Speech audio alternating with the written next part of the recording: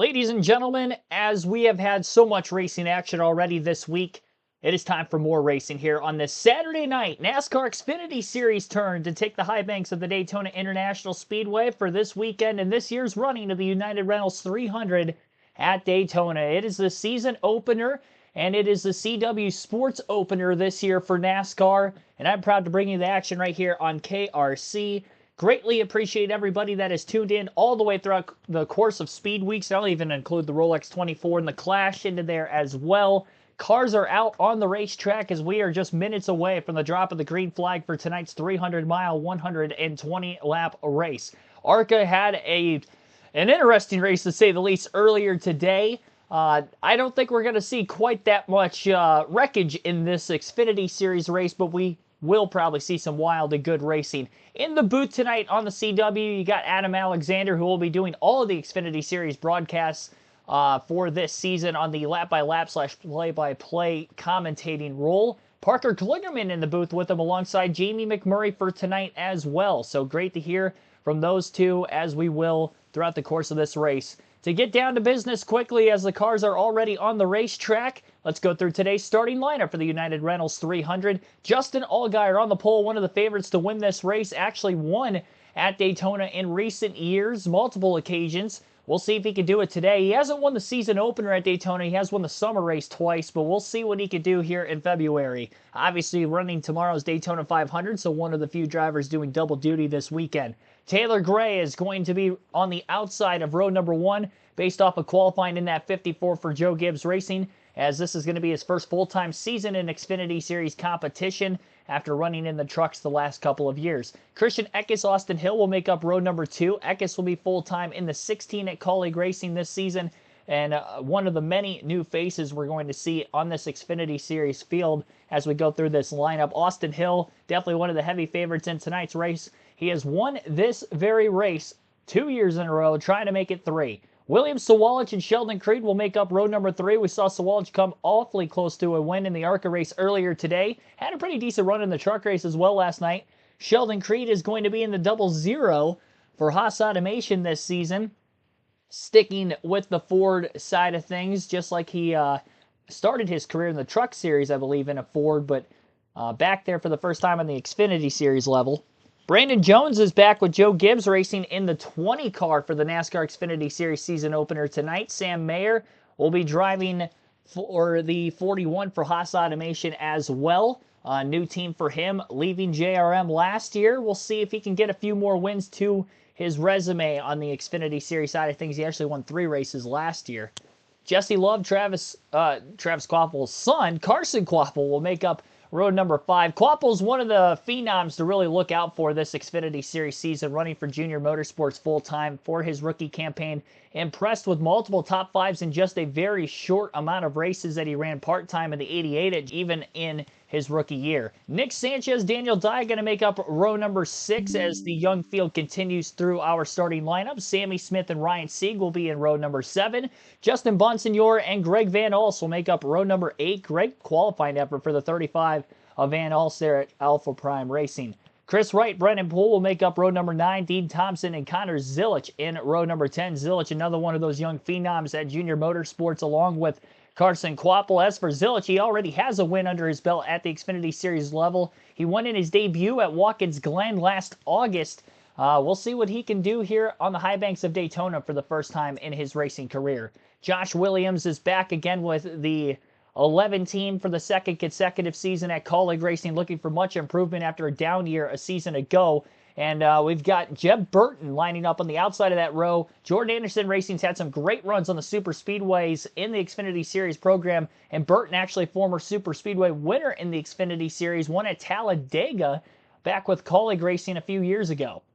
In row number 12, we've got Kyle Sieg and Ryan Ellis. Behind them in row 13 will be Jeremy Clements and Blaine Perkins. Perkins, another one of those entries for Jordan Anderson Racing in the 31. Anthony Alfredo, Fast Pasta, going to be running this race after failing for the Daytona 500, looking for redemption. Had a top 5 in this race a season ago. He'll be on the inside of row 14. Parker Retzlaff with his new home at JD Motorsports in the number 4 will be on the outside of that row. Josh Bilicki, Matt DiBenedetto will make up row 15, and row 16 will be Garrett Smithley and Harrison Burton. Burton returning full-time to the Xfinity Series this season for AM Racing. Ryan Truex, another driver who I think has a shot to win this race. He's won at Daytona in the Xfinity Series at JGR. He'll be in the Sam Hunt Racing 24 Toyota today. Leland Honeyman will also line up in row 17 alongside Truex. Patrick Emmerling and Cesar Baccarella in row 18, and rounding out the field in row 19 will be Joey Gase and Jordan Anderson. Anderson, definitely a dark horse pick to potentially win this race. Anytime he's in a truck or Xfinity car during the super speedway races at Daytona or Talladega, he's always leading laps and always in the mix at the end of it. He might be starting at the tail, but he can be one of the favorites by race end. So thanks everybody for tuning in all the way throughout Speed Weeks as we get into this coverage for the NASCAR Xfinity Series here tonight. We went through the starting lineup. There's a lot of new faces, new places, a lot of new names that we're going to be getting familiar with over this Xfinity Series season, but to say the least, it is going to be a fun watch. Some would say that this is the best series in NASCAR when it comes to pure racing, and to that, I almost have to agree with it. And we're going to see some great racing here tonight at Daytona, I am sure. Billy Kramer, Imogen Blevins, I already said Billy Kramer once there. Sorry for that. Patrick Shadley, William Walton Jr., thanks for tuning in. You guys are the first in the chat down below. Again, the race is on the CW, and in fact, the CW will be broadcasting all of NASCAR Xfinity Series races from now through the end of the TV contract, which extends into 2031. As far as last season goes, they actually ran the playoff races on the CW already, so we're a little bit familiar with it, but that was more of a NBC production. This is legitimately CW Sports production going forward in this season opener. NASCAR Media Group has a lot to do with the personnel at hand, both on the cameras, everything that has to do with the Xfinity Series on the CW, so let's see how good of a show they put on. Let's see how good of a show I can put on. My voice has made it so far. We've been streaming since pretty much noon Eastern time today. And again, this is our third and final stream of the night. Starting things in the daylight, sun is out. Beautiful weather here today at the Daytona International Speedway. And we're going to end things in the nighttime here within the next couple of hours. Pace car will be heading to pit road this time, and all 38 cars will be roaring at upwards of over 190 miles an hour here within about 60 seconds. Justin Allgaier trying to win another one at Daytona, coming off a championship last season. And a thrilling Thursday, racing his way into the Daytona 500, will lead the Xfinity Series season to green. And we're underway for the first race of 33 on the NASCAR Xfinity Series schedule in 2025. Allgaier already clear if he wants to pull down to the bottom lane, but he's going to stay on the outside as he has a fellow Shedways. He may try to make a pass for the lead on Allgaier in these early laps. I wouldn't doubt it, but we'll have to see what the strategy will be like for Austin Hill. Car still getting to speed down the back straightaway. Top couple cars in the outside lane pulling clear for the time being, while the bottom lane staying stagnated. Not a lot of pushing either in those front couple cars as these teams try to get used to the driving conditions today. A lot more overcast conditions during the practice session that was 50 minutes for the Xfinity Series field yesterday. So with the changing in the track conditions, handling could be a factor in this first stage. As we get a couple pit stops in, they'll be able to acclimate their cars based off of how each driver is feeling with the way the handling is in these early laps. As Justin Allgaier led the opening lap of the race, currently working lap 2 down the back straightaway. Allgaier was easily clear at the start-finish line, has been since it got through the launch of the restart zone. Top 3 cars on the outside lane are clear. 54 still leads the bottom of Taylor Gray. His brother Tanner was out towards the front of the field for a lot of the truck race yesterday in a Toyota. Taylor in the Xfinity Series as a rookie full-time this year for JGR. Obviously, the best equipment, I think, across the board when you look at each team. When it comes to Joe Gibbs Racing, they expect perfection. We'll see what he can do in that 54. We saw Ty Gibbs win a bunch of races in that same 54 car, so the pressure will be on here from even the season opener.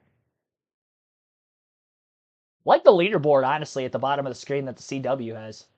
The fact that they have 25 names all on the same screen, that's very insightful. Honestly, digging the graphics. Way better than what we have for the raw feed here on NASCAR.com since they changed things up. I'm going to be trashing on that for so long. At least they have something. I actually like the ARCA one better from earlier today, to be completely honest. If you could have combined the stats from this list, when I scroll all the way to the right to the stats, or the lack thereof, with basically the full leaderboard that we had for ARCA earlier, I think that would be the perfect combination. The pasta doesn't seem to cook at the Cup level. He's had good runs at Daytona in the Cup Series. He just unfortunately couldn't qualify in for the Daytona 500 this year. He did.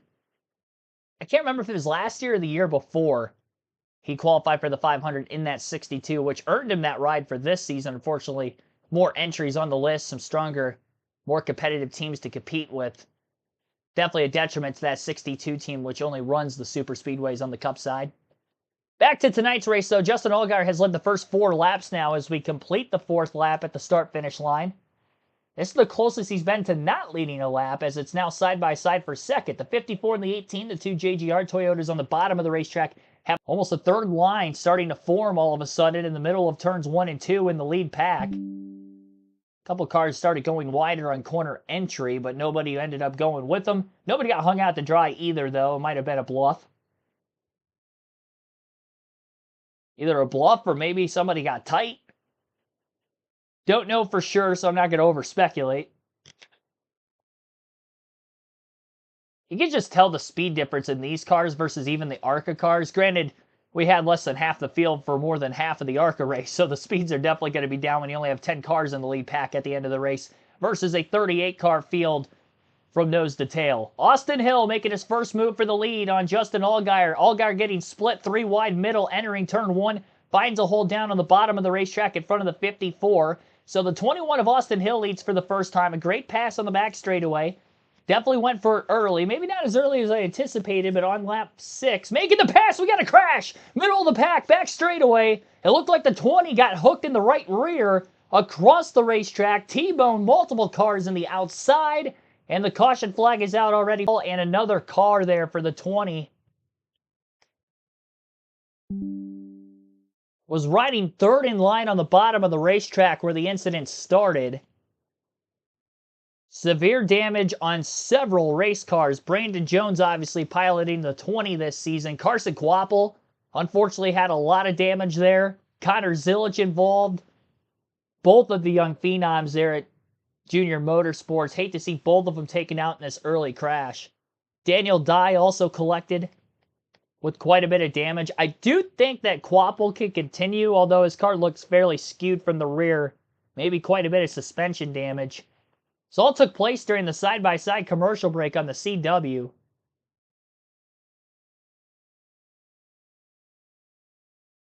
.44 with very significant damage. That's Brennan Poole for Alpha Prime Racing.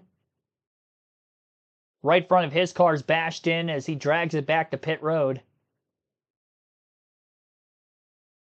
Looks like one of the colleague cars has quite a bit of damage too. Actually, that might be the 88. The WeatherTech Chevrolet. Yeah, it is the 88. Of Connor Zilic. Looks like he has about the same amount of damage as Carson Kvapil. Their car's kind of crab walking back to pit road. Brandon Jones is trying to drive his car back. I don't even know how he can see how high the hood is smashed up into the windshield of the race car.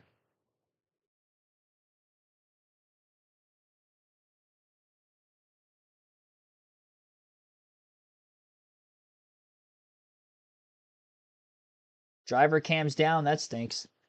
Kilroy Bellstand, thanks for tuning into the stream. Lincoln Kim Hollingsworth as well, welcome. Under caution again for the first time tonight at Daytona. 5 laps in, big crash taking out some major players. Right, this start of the 20 with Brendan Jones on the backstretch here. He's going to get a bad bump. So there's Jesse Love behind him. Now, I don't know, Jamie, if it was quite a checkup that occurred. So we'll take a look here. And you see he's offset. Now he got centered back up right there. Oh, just bottlenecked up quite a bit. Jesse Love doesn't know that at that moment. You're trying to get to the back bumper and give a push. And listen, it's lap 5, lap 6 of the race. you're kind of then starting to get a little bit more aggressive. You want to get your lane to go forward. He just got into the back of Brandon, and you see turning into that side wall. Got Carson Wobble as well. A lot of the rookies got caught up in this. I think Daniel Dies. yeah, and it's collecting a lot of rookies. Looks like Connor Zilch maybe got away with it, had just some tires on, little front end damage. But this is the thing that you hear a lot of the spotters talk about as well, is that they'll give you the distance in front of you, the car that's in front to the back, basically trying to give you the idea that you can't push that car in front of you. But this checkup happened so quick, I don't think he can react. And Parker, looks like it starts actually with Justin Allgaier on the front row. He got a little loose, it checks up, and then just like as you're on the interstate, you get 4 or 5 rows back, it's magnified. And that's when someone hits it in turn. The savior of this wreck for a lot of guys like Harrisburg is that that's all paved now and not grass. start racing to stop suicide. On board camera, you're riding with Daniel Dye. See it on the left here, that bright yellow car, Brandon Jones. No, it's just like, Nowhere to go. and there's just it takes so little, such a small bump and a compression like that to just upset the race car. There's nothing Brandon Jones could do. He's spinning in front of him. Under caution early at Daytona. Several cars involved on the back straightaway. You're watching the NASCAR Xfinity Series season opener on CW. What causes occurred? That's the third one. I do feel like the audio on the CW, and I noticed this last year too, but I didn't know if that was just like initially rolled out. It seems like it's muffled. Does it not? It's almost kind of hard to listen to.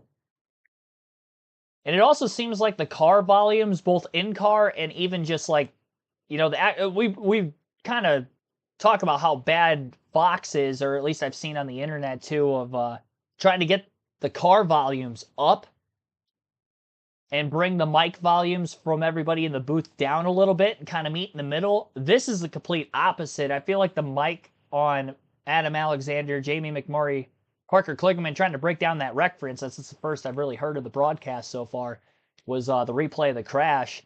And I feel like you could barely hear them because the in-car audio that was going on during the replay was a lot louder, and it seemed like it muffled everything out. That, it almost feels as if there's some sort of static with the mic as well on the CW. That I definitely remember from last season.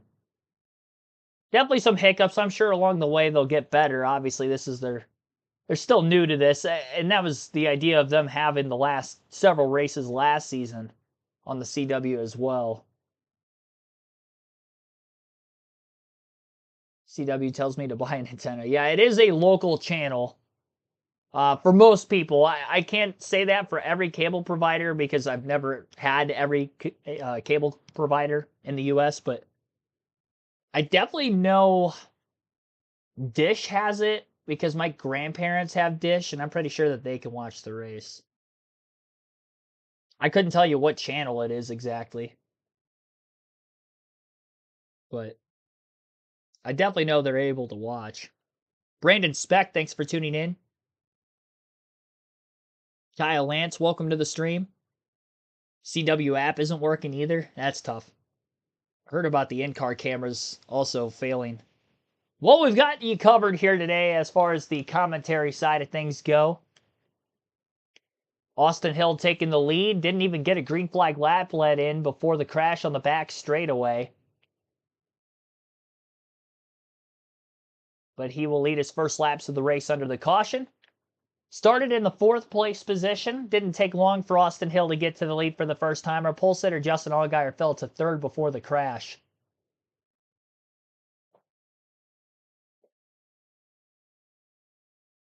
Daniel Dye, Brandon Jones, Brennan Poole are out of the race following this incident. As for Carson Kvapil, Connor Zilic, who were also involved, they still remain on the lead lap up to this point. We'll have to wait as we get laps into the restart if they're going to be able to have enough pace to keep up with the draft. Because if they are, that'll keep them in contention. Otherwise, they're going to have some work to do if they can even get back to the speed they once had at the start of the race. Race is brought to you by Celsius. Live fit. Progressive. Save when you bundle home, auto, and motorcycle insurance. Visit progressive.com. And by Brett Walbeck, Spar American Express Car.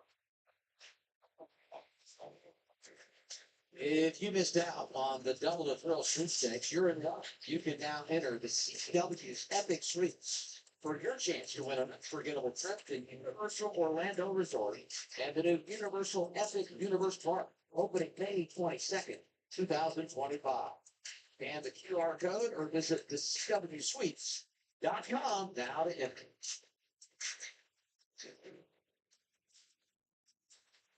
Without a late caution, at least 9 cars involved in that incident on the back straightaway. Yeah, and if you survive, where I was like, okay, I missed the big one. Now we can race. Everybody's gonna take a deep breath and hopefully, be a little more conscious. We'll find out if that's the case.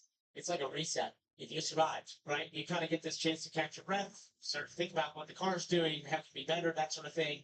And you start to evaluate what was I doing, what was working, what wasn't. You get this chance to sort of look back and give yourself some critiques, and that helps for the drivers that were involved. You look at Jeff Burton's trying to with the sun right here. That will be something as we go later into this race. The sun gets really bad off turn 4 here at Daytona. It does, and you have to have a clear binder because it's going to end with the dark. So you got to kind of plan for that. And take another look at this replay again. Jeff Burton's view. Watch him try to. Oh, it's right there for him. The dog finds his way through. Like he did it all. Maybe this is his year. Because last year I felt like he was involved in every crash. Oh, it's a big hit right there. In race 1 this year. After the big hit, all the small impacts and you see their head bounce around inside of that headrest. And it's just shows you the brutality of these hits. They can look sort of mundane from the outside occasionally, and the car absorbs so much of the impact, but no matter what, the driver's taking a brunt of that impact each and every time. It's just something you have to remember.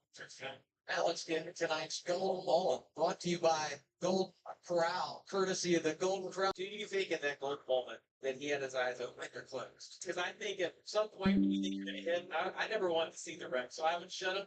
And then I would have wanted to see if I made it. Are you sure you want to be admitting that right now? I'm done. I'll edit everything now. You're close to your eyes to the race car?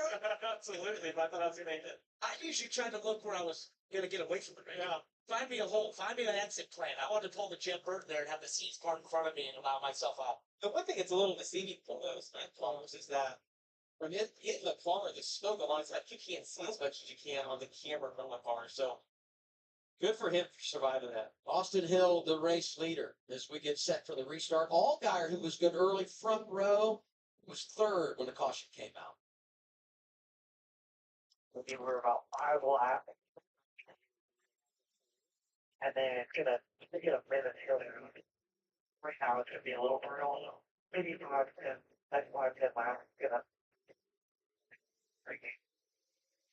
Getting up to speed and through the gears, green flag back in the air at Daytona. And again, it's Allgaier on the front row, but he's not the control card this time. Austin Hill is, because Hill was the leader at the time of the caution. Now we're seeing some bump drafting headed into turn 1 for both of the lead cars in both of the respective lanes, the top and the bottom. We didn't see any bump drafting on the initial start getting up to speed, but we're seeing that now that these teams have a little bit of laps under their belt, feeling more comfortable with the cars, already turning into a little bit more aggressive racing. And be careful not to lock bumpers for too long. Can get penalized for that at this level, just like with the Truck Series last night, although we don't see NASCAR really enforce it too much. It's kind of a bump, go, rather than a lock on and push them all the way down the straightaway like you can at the Cup Series ranks.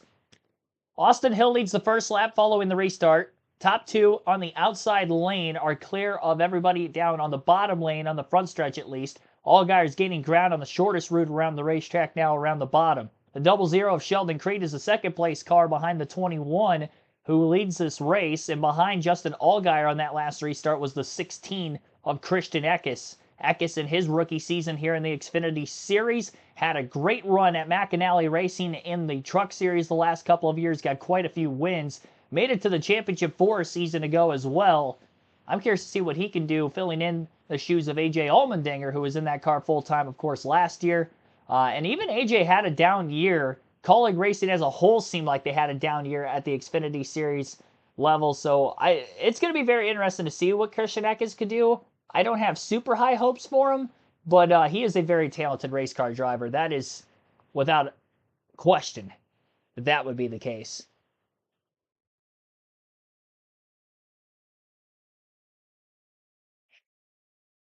So as Austin Hill is starting to set in laps led, he's already led more laps than what Justin Allgaier led at the start of the race. We're 15 laps in. Our stage splits today will be 30, 30, and 60. 60 laps in stage 3, 30 laps in the first 2 stages. So they will not have to pit for fuel or tires in stage 1. They can pit at the stage end or maybe a caution that comes out before that. And then obviously go the entire distance of stage 2 before pitting at the end of the stage.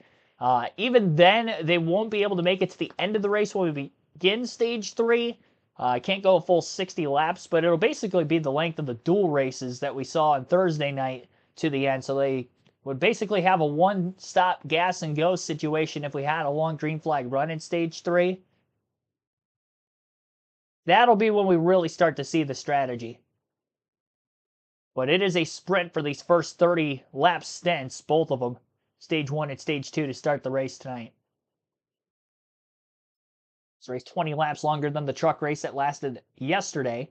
8 cautions in the truck race. And we had just shy of 20 lead changes in that one already. 5 lead changes, all between the 21 and the 7. Nobody else has led a lap. Austin Hill's doing a great job mirror driving right now, and the double zero's even doing a better job of that being Sheldon Creed, because he's a second car in line looming in his rear view.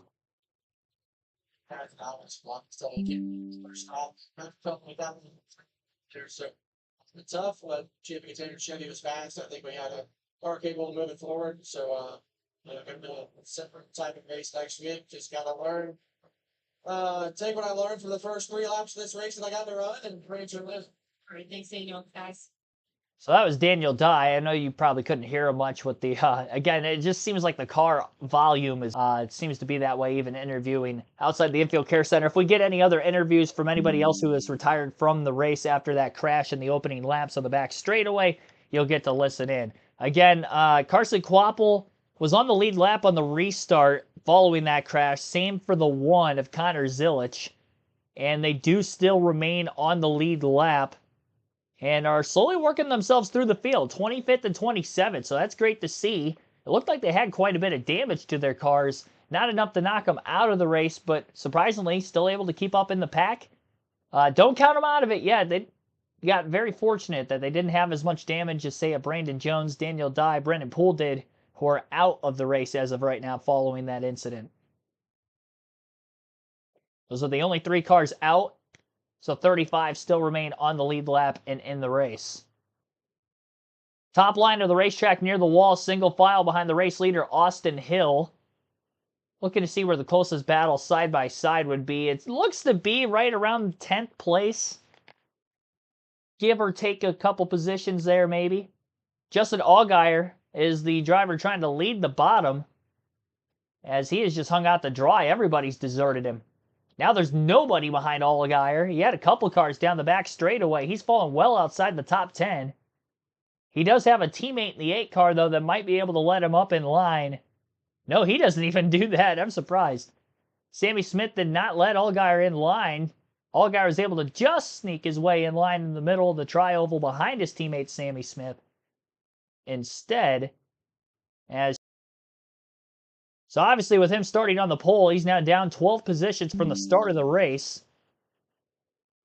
And the biggest drop of anybody in this race from the start would obviously be Brandon Jones that's out.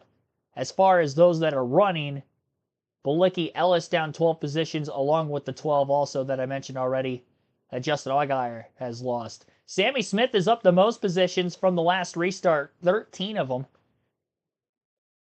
Up to 14th in that single file line, but he's not really going to be going anywhere the longer that this stays single file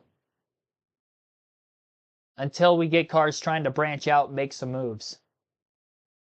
Which we only have 11 laps to go on the stage. And it looks like we're going to get a debris caution as a hood has fallen off or pretty darn close to it on the 44 of Brendan Poole. So Poole actually remained in the race. He scored 4 laps down.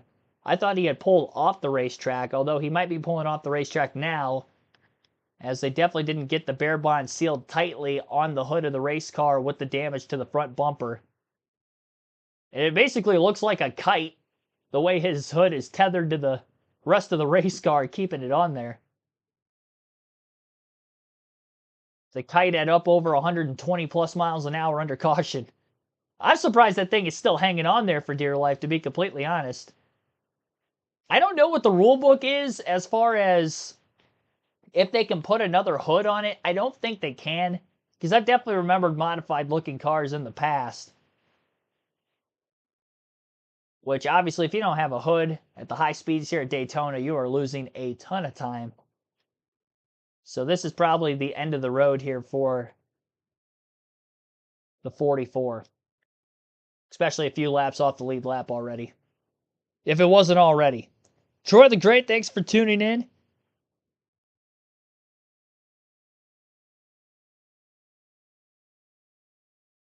NASCAR Xfinity Series race coverage continues right here on KRC again as we work our second caution of the race.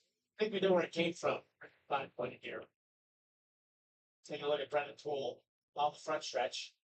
Yeah, it only takes, as they try to take all those parts back on, it takes just the smallest amount of air to get underneath that hood. You see a two driver that's always a player at this style of race.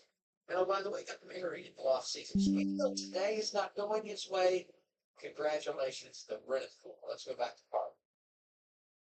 Thanks, Adam. Yeah, Brandon Jones here. His day is done, and your car was Talking with Brandon Jones. You said you know exactly where this came from. Yeah, it's unfortunate. That's way too early to be able to go out of this race. There were some really good cars on the bottom right there, and I had two teammates in front of me, and so I thought we were in a pretty good situation. But the momentum kind of got choked up in that bottom lane, and getting into our teammates, I tried to pull that lane back just a little bit, and it's just not a good place to be getting pushed right off the corner. So yeah, I don't know. You know, I'll go back. I'll look at it. I'm one to always trying to figure out how to get better at this craft. I always try to get better at this racing, but it looks to me right now like there's nothing that I could have done any differently. So this is not how we're gonna begin the quest to go get a championship. I'll get my guys rallied back around. Really happy to be back here at Jokic Racing in the number 20. Having ours and Swift on our car this weekend. That was a big deal for them. We had a lot of people having ours, so pretty mad that we got taken out. Thanks so much. He said he loved his car those first 10 laps, guys. Yeah, and Brandon Jones, I completely agree with you. And I like his attitude about that. He's like, I'll go back and look at it. But when you look at the replay, he's like, nobody did anything wrong. It's just that accordion effect. They checked up. If he was the guy that shooting through the short straw, hate to say a racing deal, but it literally was. We're going to have a short run here to end stage one. And as we remain under caution, let's take a look now at Matt DiBenedetto's Race Fit Health Report, brought to you by Restree.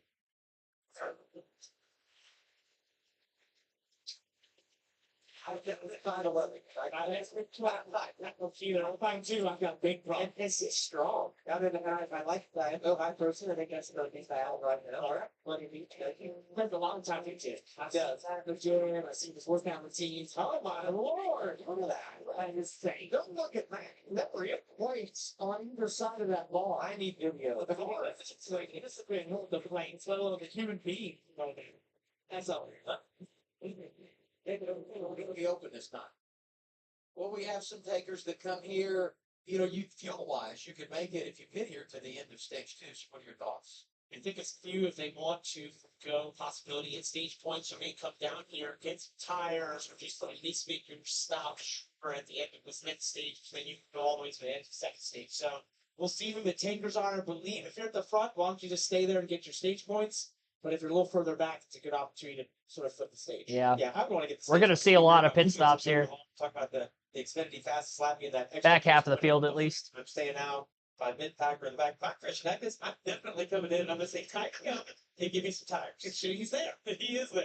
Everybody in the top 10 stayed out. We do have a few takers, including Justin Allgaier. Let's head down to Progressive Pit Road. Here's Kim.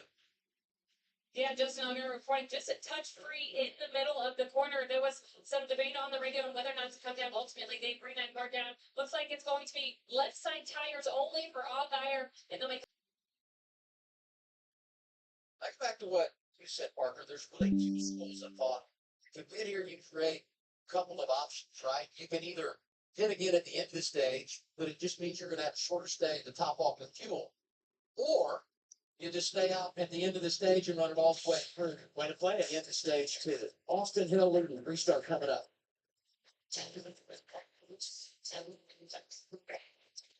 Or second yellow, excuse me, of the race already. 5 lead changes for 8 caution laps with these 2 yellows in the first 23 laps out of 30 at stage 1 and 23 out of 120 in the race in its entirety. Austin Hill is leading the way, stayed out of the pits, as did most of the top half of the field, while most of the back half of the field topped off on fuel, maybe changed some tires, knowing that they weren't going to be in a great spot to try to get some stage points. Still have a chance to try to get up into the back half of the top 10. Getting all the way to the front is going to be very difficult from the back of the field, but I wouldn't doubt if some of those drivers might be able to sneak their way up to about a 9th, 10th or so, somewhere around there here, as we'll have enough laps. Probably going to restart with about 5 or 6 laps to go in the stage. Should be a quick yellow, as it was just a debris caution. Bringing out our second yellow today, the hood coming off of the 44 of Brendan Poole, who was involved in that first crash. Poole has lost a couple more laps during the yellow. Again, Daniel Dye, Brandon Jones out of the race following their crash, and we heard interviews from both of them already. We'll take our first ad break of the race. You're listening live to KRC's coverage of the United Rentals 300 at Daytona. Was the fastest lap so far? That's going to be tough for me to go all the way through this list. It was a lot easier on the old raw feed that we had to look up something like that. Let's see here. Best lap.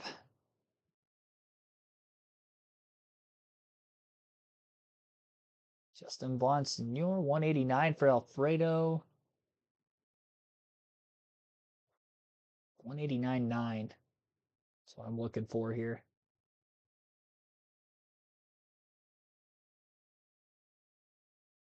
Looks like Anthony Alfredo.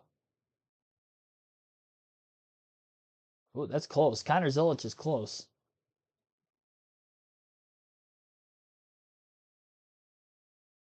Yeah. Let's go back to Alfredo.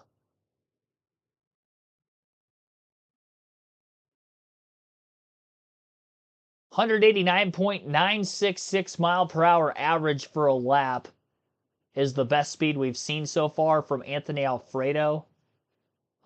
It doesn't show the lap time. It just shows the speed for that lap. And it shows what lap it was on, which was lap 23.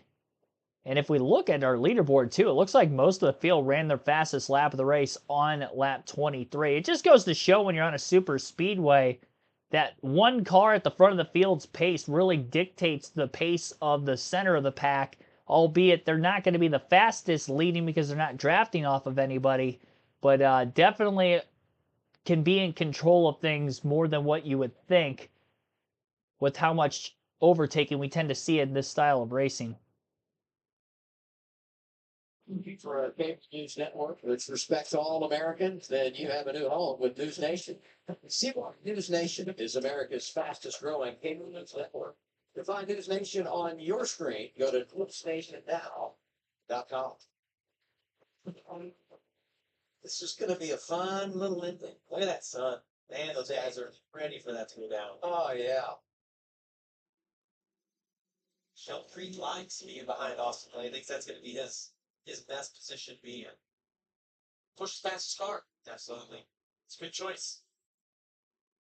Parker, when it comes down to the end of one of these stages, I always like to use it like the end of the race. Even though you're not going to be quite as aggressive as you are at the end of the race, I always like to put myself in position and see what I can do and what I need to do, what I need to get better at as the race closes down. It's like a great point. I always think of super speedway racing for a majority of the race is almost like practice. Practice the moves. Practice where you want to be. And if it doesn't work out, it's okay. You got many more laps. It only pays in the last one. So of course there's stage points that pay out, but definitely you're thinking about where you want to be come late in this race, whether it's on restart, last lap, trying to figure that out.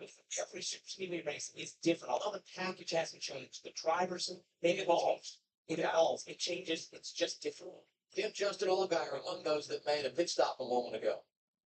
Yeah, and for those drivers that made that stop, they're kind of in a mess of things as we see this restart with just what will be 5 to go in the stage once they get the green. And here was the directive from crew chief Jim Coleman to Justin.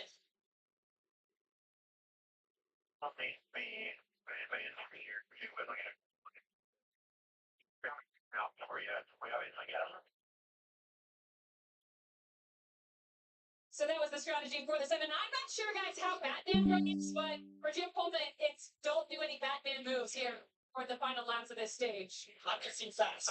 I felt like that was Dad saying, "Don't wreck this thing." Basically, it means that's the risk. You put yourself back in the pack. It's going to play out strategy-wise, especially late in the stage. That often play the strategy.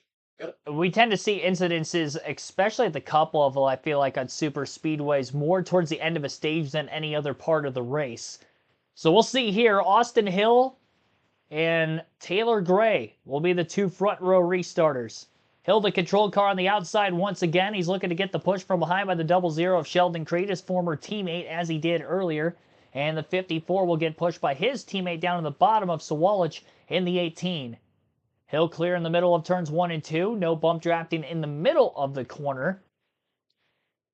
Definitely where incidences could be caused. We saw that in the ARCA race. We saw that in the truck race last night. We haven't seen an incident in the corners yet. The only incident on the back straightaway so far in this Xfinity race. And obviously the debris caution on the front stretch. But that wasn't a crash. Car should be about up to speed as they exit turn 4, first lap after the restart. 4 laps to go in stage 1 this time by. Austin Hill leads on the outside lane of the racetrack.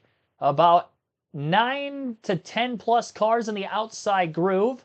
3 wide in the middle of the pack in the back half of the top 10, but only with a couple cars. And the inside lane is fading in numbers as the 54 and the 2 are at the head of it, and they are going backwards. 39 of Ryan Sieg is also down on the bottom behind both of the RCR Chevrolet and then that Joe Gibbs Toyota. Who is going to pull out a line to try to make a move on Austin Hill in the 21? So you got Sheldon Creed, Nick Sanchez, Jeb Burton, and Anthony Alfredo right behind him. That's our top 5 with 4 laps left. About to be 3 laps left now in stage 1 this time by at the line.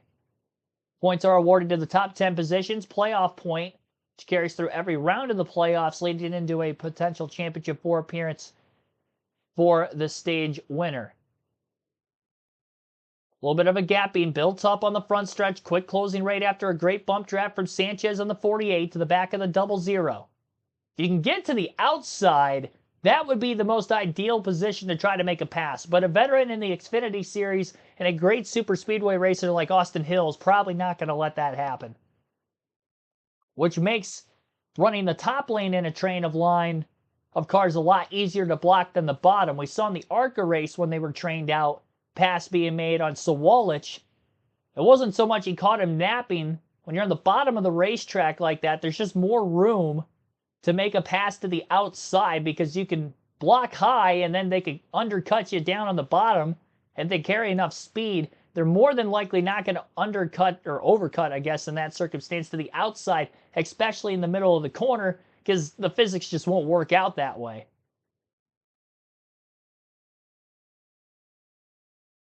The other gap being built up, Austin Hill trying to minimize the amount of space between himself and the 00 behind. Another great push that Sanchez gave Creed, but Creed is being very patient right now as he waits to pick the opportunity and trying to make this pass for the lead on Hill. Final lap of stage 1 this time by. He could have made his move on the back straightaway there, but decided to just stay in line and give the 21 a push instead. On the front stretch, middle of the tri-oval, crossing the stripe.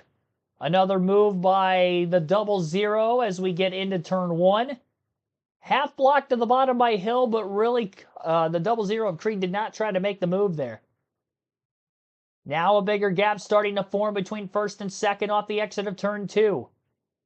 Sheldon Creed will get that push from Nick Sanchez again. Creed with a head of steam on the back straightaway. Looks low. Looks high. 2 blocks successful by Hill. Hill holds on to the lead. Gets a quick push from Custer.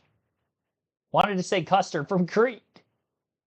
And Creed trails down to the bottom of the racetrack. Great mirror driving by Austin Hill. So we get to the exit. Nobody catches Austin Hill, and Hill's going to win stage one. What really looked like with ease. It wasn't as simple as he made it look, I can promise you that, but Austin Hill will win stage one.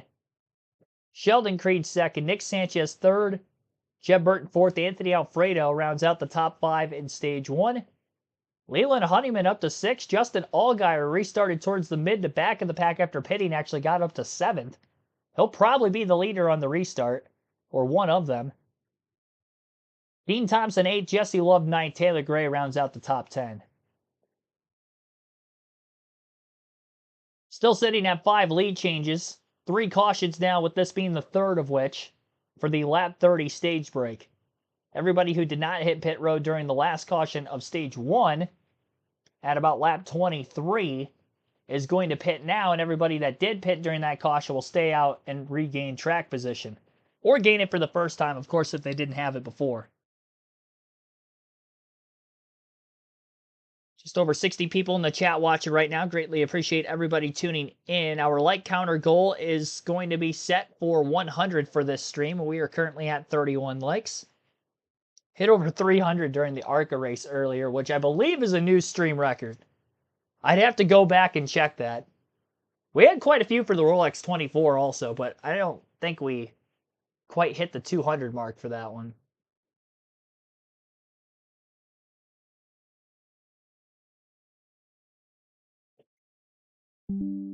It's going to be tough to top for the entire year, but I'll do my best.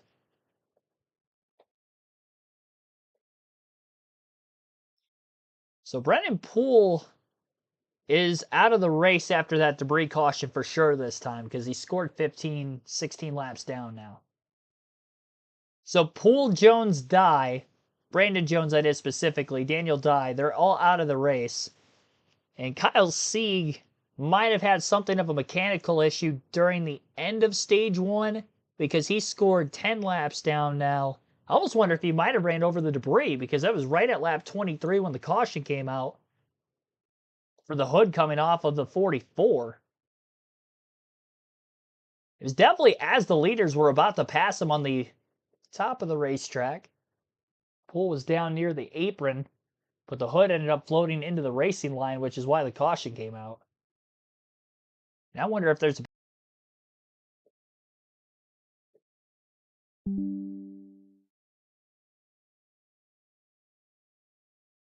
So again, Austin Hill, Sheldon Creed, Nick Sanchez, top 3 at the end of stage 1. Playoff point goes to Austin Hill. He was my pick to win this race. He was my pick last year and the year before that, and it worked out well for me, so I'm going to pick him again. And I'm going to keep picking Austin Hill in the season opener at Daytona until he proves me otherwise that he can't win one of these things. He's definitely one of the guys to beat for sure. Looks like Alfredo has the fastest lap. Yeah, he has it as of right now, which I think is still lap 23, right before that caution came out.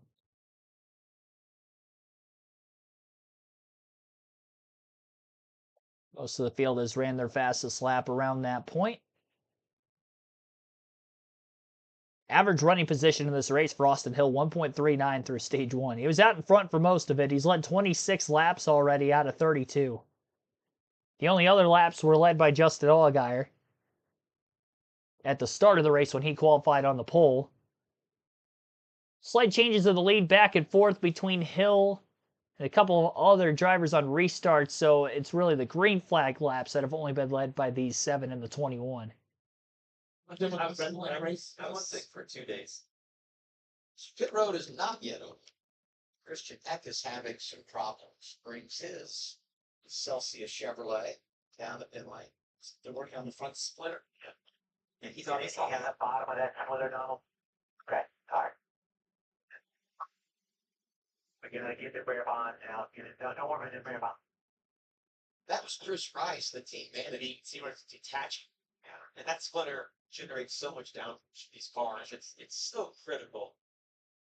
You'll make an immense amount of drag. That will drag on the ground, which will affect you. So there's just all sorts of issues like pads that can lead them. And if that hits On the entry or in the corner of commercial express, the front end just doesn't turn. The tires aren't on the ground. top 5 as we anticipate pit stops, Austin Hill, Sheldon Creed, Nick Sanchez, Jet Burke, Anthony Alfredo, all getting stage points there.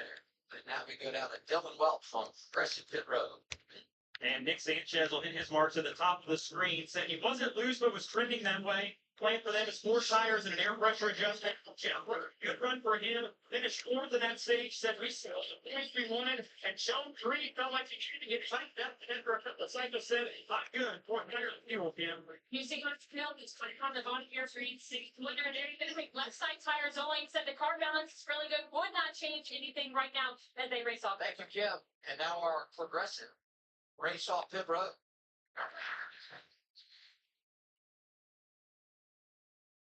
D. Thompson going +6. Austin Hill lost 1 in that exchange, +5. Teammate Jesse Love. Stage 2 coming your way next on a full evening. All right, so again, under caution for the 3rd time today, but this is for the stage end from lap 30. We'll get the restart going here shortly. Just had pit stops for everybody who has not yet been to pit road so far today. Austin Hill won stage 1, has led the most laps so far. Pole sitter Justin Allgaier back in the lead, was on the strategy of pitting before the end of stage 1 with that lap 23 debris caution. Only had 5 laps on the restart to get to the front of the field, and he already drove up to 7th, so he was able to get 4 stage points for his stage 1 finish.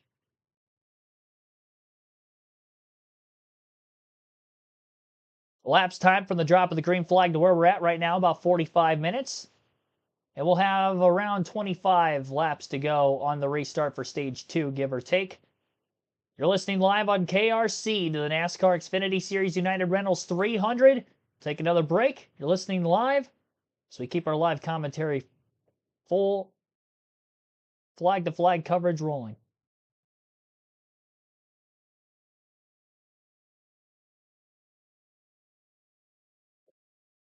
I think we'll be able to get the Daytona 500 in tomorrow. I really hope so. I'd hate to have that run on a Monday again. I've seen way too much of that in recent years. Moving the start time up an hour was the best, obviously, that they could do. 1:30 start time. That's one of the earlier start times we've had in a long time for the NASCAR Cup races.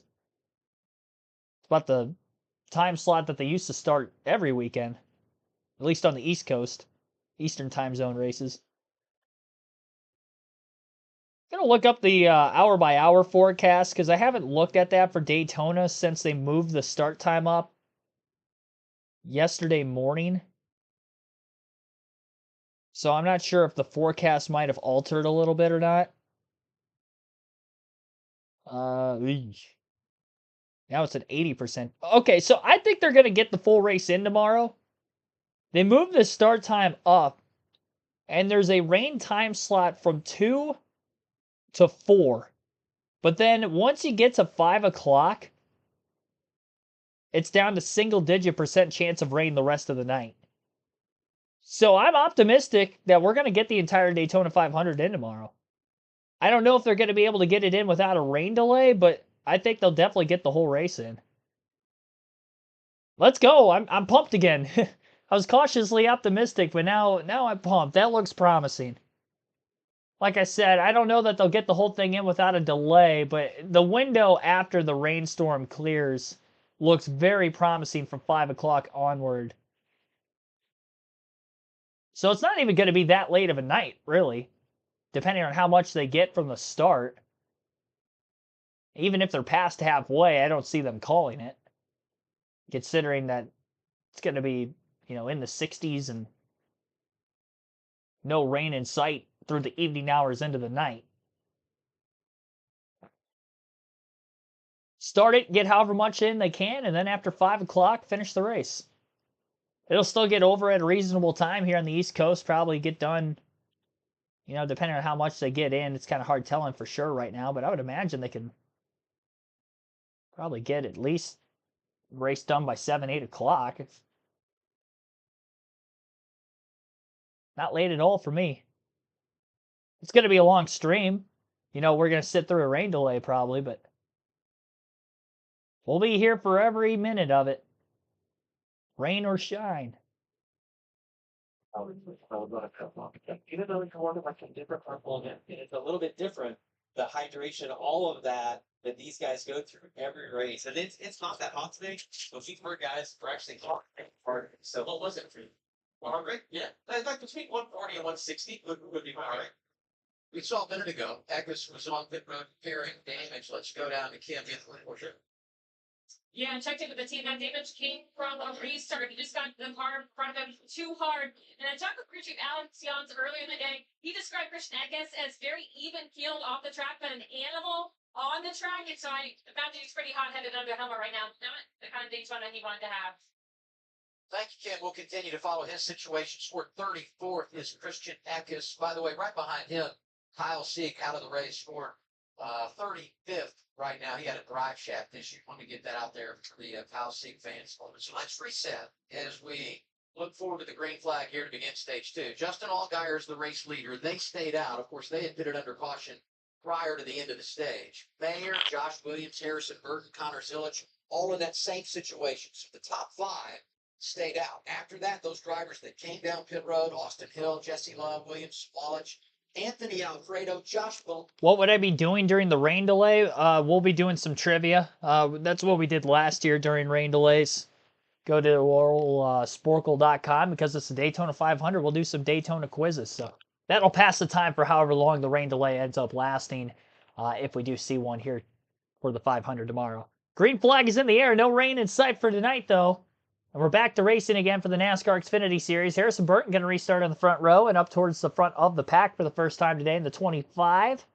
Again, he's running full-time in the Xfinity Series after the last couple of seasons running full-time at the Cup Series level. Had 3 years on the number 21 at Wood Brothers. Got his first career Cup win right here at Daytona last August. Last lap pass for the win. Only led the final lap. And one of the more thrilling finishes of the season. One of the many thrilling finishes that we had last year. We were spoiled as NASCAR fans how many close finishes we ended up getting. We could see another one here this weekend. It is Daytona after all. Justin Allgaier and Harrison Burton are side by side, nose to nose for the lead into the tri-oval. Allgaier leads his first lap of stage 2. So Burton still has yet to lead a lap in this race. There's a little damage on the right side door of the 25 car. Might have been from that first incident. May have gotten clipped.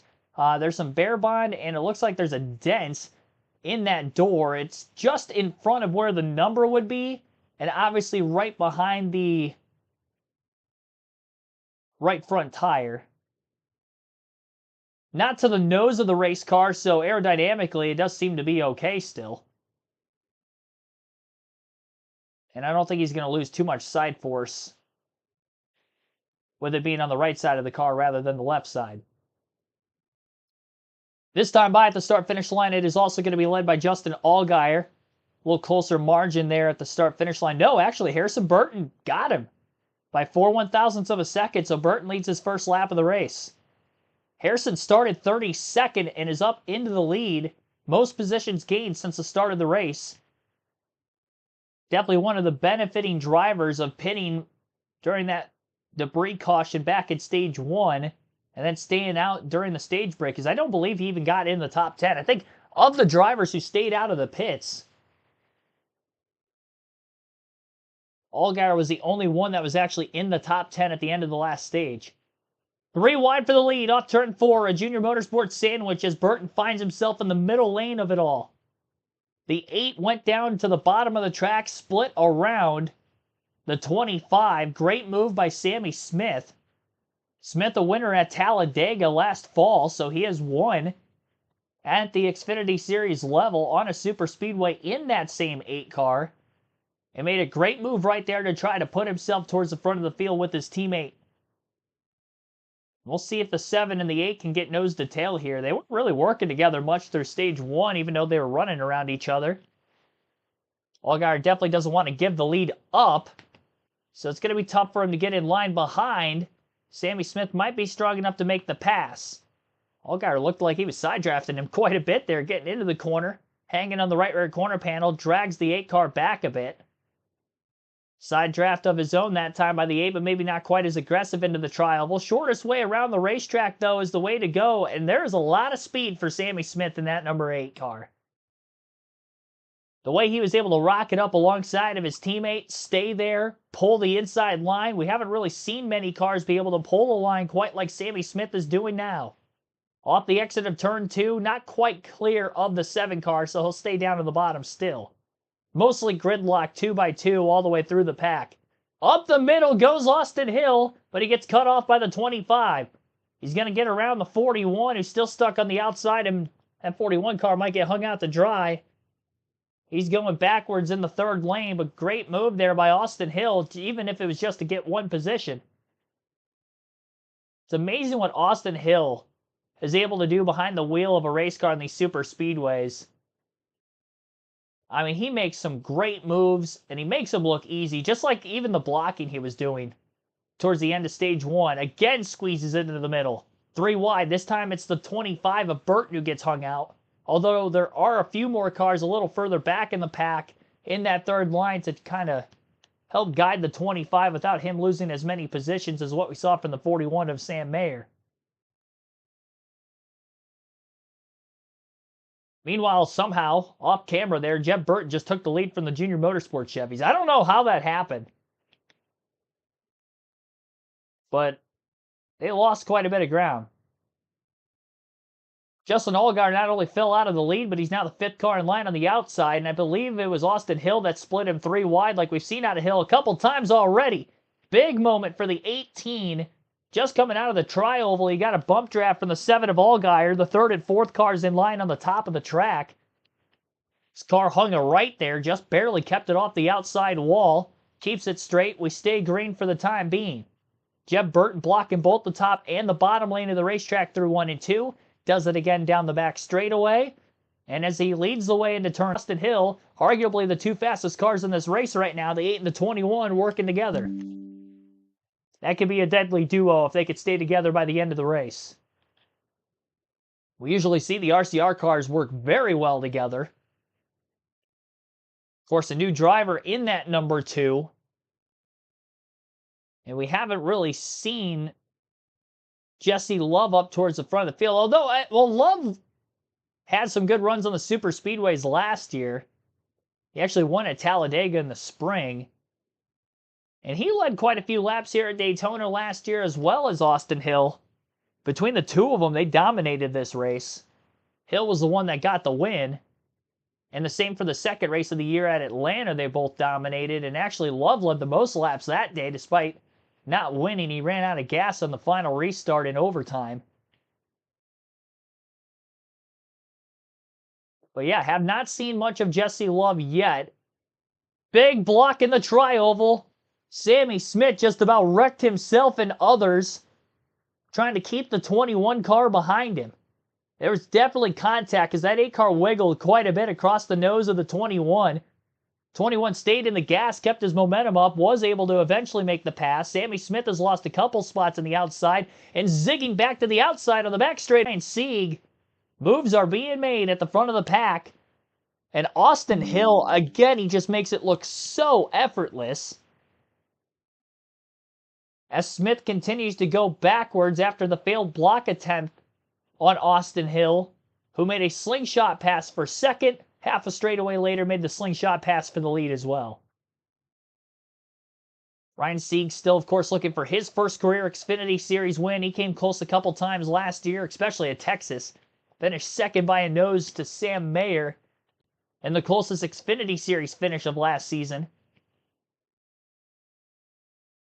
A heartbreaker that day. Can he pull off the upset win at Daytona here today?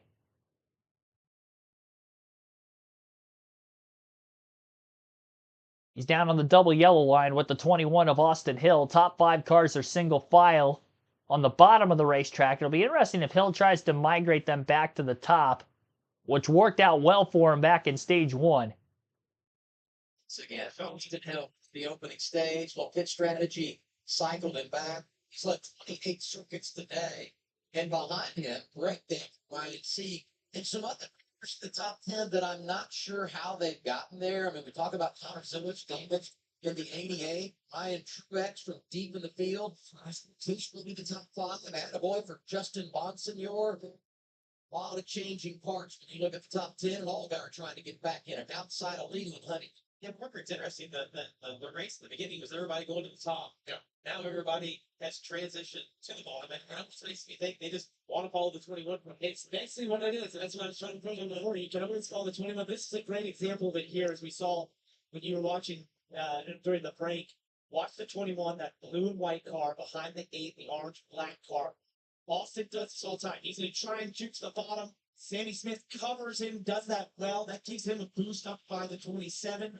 But that put Austin Hill in the position of being the lead car on the bottom, and eventually he got something. And those race improves. You mentioned the pit strategy maybe helped him get some of that back.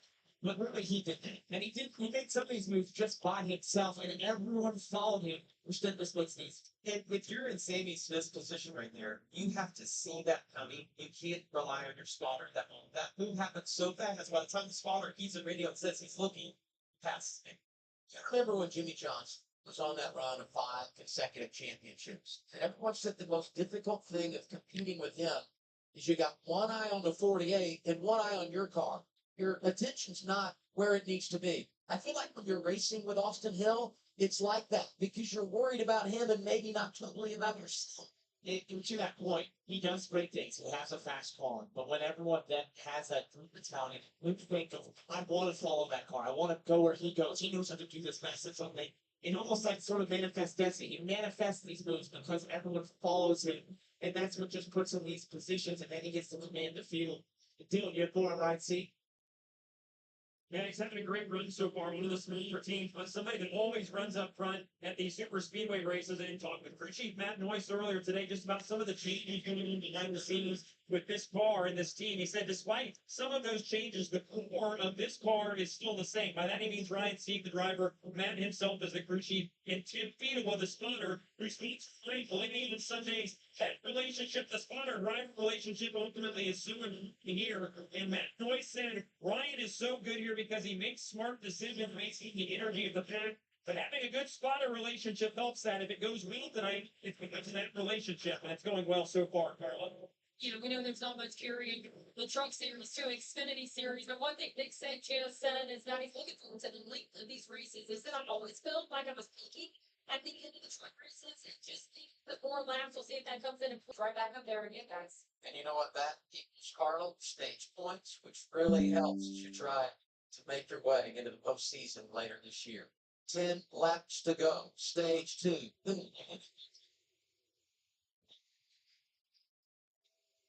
Side-by-side commercial break on the CW once again as we have 10 laps to go in the stage. Austin Hill is your race leader. Ryan Sieg sits in second.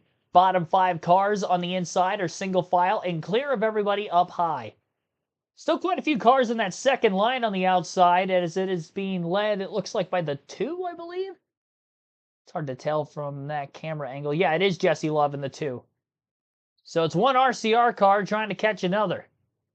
He had a big push on the back straightaway from the 48, and he is starting to move forward, and now a car from the inside line is going to move up, and it's going to be the top 3 positions, as they saw Love making some quick ground. Wanted to block it off, and now he's in a little bit more traffic. We'll see if he pulls down to the bottom now, and he does. Will anybody go with Jesse Love? Big run into turns number 1 and 2. Got to the inside of the second place car. Now he's going to try to side draft him. And he might be going backwards now if he doesn't get the help. He's got a fellow Chevy driver on the bottom. That would be the 88 of Carson Kvapil. 88 is Connor Zilic, excuse me. Kvapil is in the 1. Zilic, who was involved in that first incident of the race all the way back a handful of laps in on the back straightaway. Not only still in it, but very much in contention for the win now that he's driving towards the front. He's definitely got some damage that'll hurt him if he's leading a line. But he'll be okay if he's in the draft. It's going to be not resulting in a late race caution. So that's going to act as if he's got a parachute on the left front of that race car. 7 laps to go this time by once they get back to the start-finish line in Stage 2. Austin Hill trying to sweep the stages as he's also done in the past in this very race on top of winning it.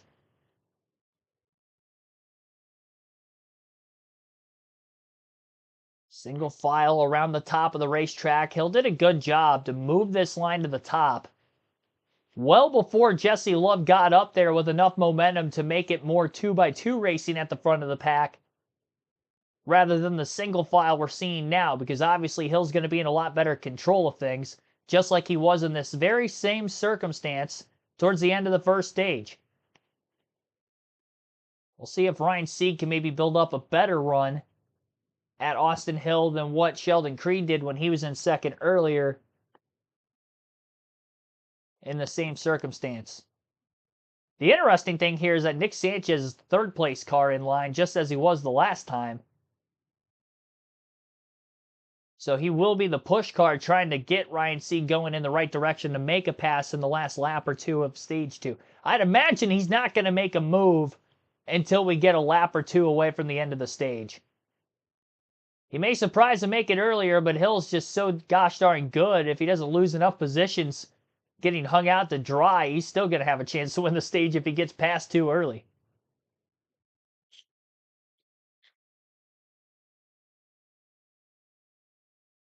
Yeah, Jesse Love fell well outside of the top 10 down on the bottom of the racetrack. He's not even leading the bottom line anymore. He's got a couple cars in front of him. He's in 15th. He was in third place just a couple laps ago. 24 positions gained since the restart for Dean Thompson. Most of any driver. Thompson's up to 6th. That's as high as he's been in the running order so far tonight. Since the restart, the most spots lost. Connor Zilich down 11. 17 for Josh Williams, 12 for Josh Malicki. Several others in single-digit minus positions lost towards the back of the pack that are just kind of hanging out well behind everything, just in case there's an incident. There are quite a few drivers that are well off this lead pack and running about 10 seconds off the lead. 23rd on back is where Christian Eckes is right now. 10 seconds off the race lead. Only 2.3 seconds separates first through 22nd in this lead pack at the front of the field. 4 laps to go this time behind the stage. Cars going from the top to the bottom from 4th through 7th in the middle of 1 and 2. Jeb Burt with a big block on Justin Allgaier to get back to the outside before losing ground and getting shuffled out of line. Those two are battling for 4th. All on the top lane of the racetrack right now behind the leaders. Allgaier pulls out of line again into turns 1 and 2. Doesn't get blocked this time by Burton, but the 48 of Sanchez will go to the bottom. So moves are trying to be made a little earlier than the last lap, because waiting to the last lap didn't work in stage 1, so they're trying something different here in stage 2. I like the effort. Big push is going to be coming, I believe, by Jeb Burton here. Yep, and he's going to move to the inside. The 0-0 couldn't go with him, though, because he was boxed in by Allgaier. And Burton's not going to be able to clear the 48 of Sanchez for 3rd. Nose to tail are the front 2 off the exit of turn 4. 3 laps to go in stage 2. Both Sieg and Hill covered the outside on Sanchez again. So now Burton's no longer in the outside. It's going to be hard for him to build a run being the lead car on the bottom. And they are starting to go backwards a little bit as he's not getting enough help needed and enough of a push from behind needed to try to keep up with the front few cars. He might not have the car that's capable speed-wise compared to Austin Hill, which also could be hindering his line versus Hill's line also. 2.5 laps to go in the stage. It's definitely down to the wire yet again. And although it's mostly single file, we've seen quite a few moves trying to be made. Some at an effort that have gained a couple positions, some have not. Austin Hill exits turn 4. Track temps continuing to fall a little bit as we get closer to the complete nighttime sky here at Daytona. 2 laps left in the stage. Hill leads still into turns 1 and 2. Single file top 5. Both Allgaier and Burt were able to get back to the outside in the 5th and 6th place position, the 7 in front of the 27. Off the exit of turn 2, Hill still leads. Couple cars changing lanes back straight away, and the 48 gets turned into the outside wall from 3rd place. Single car crash there. Everybody misses to the inside.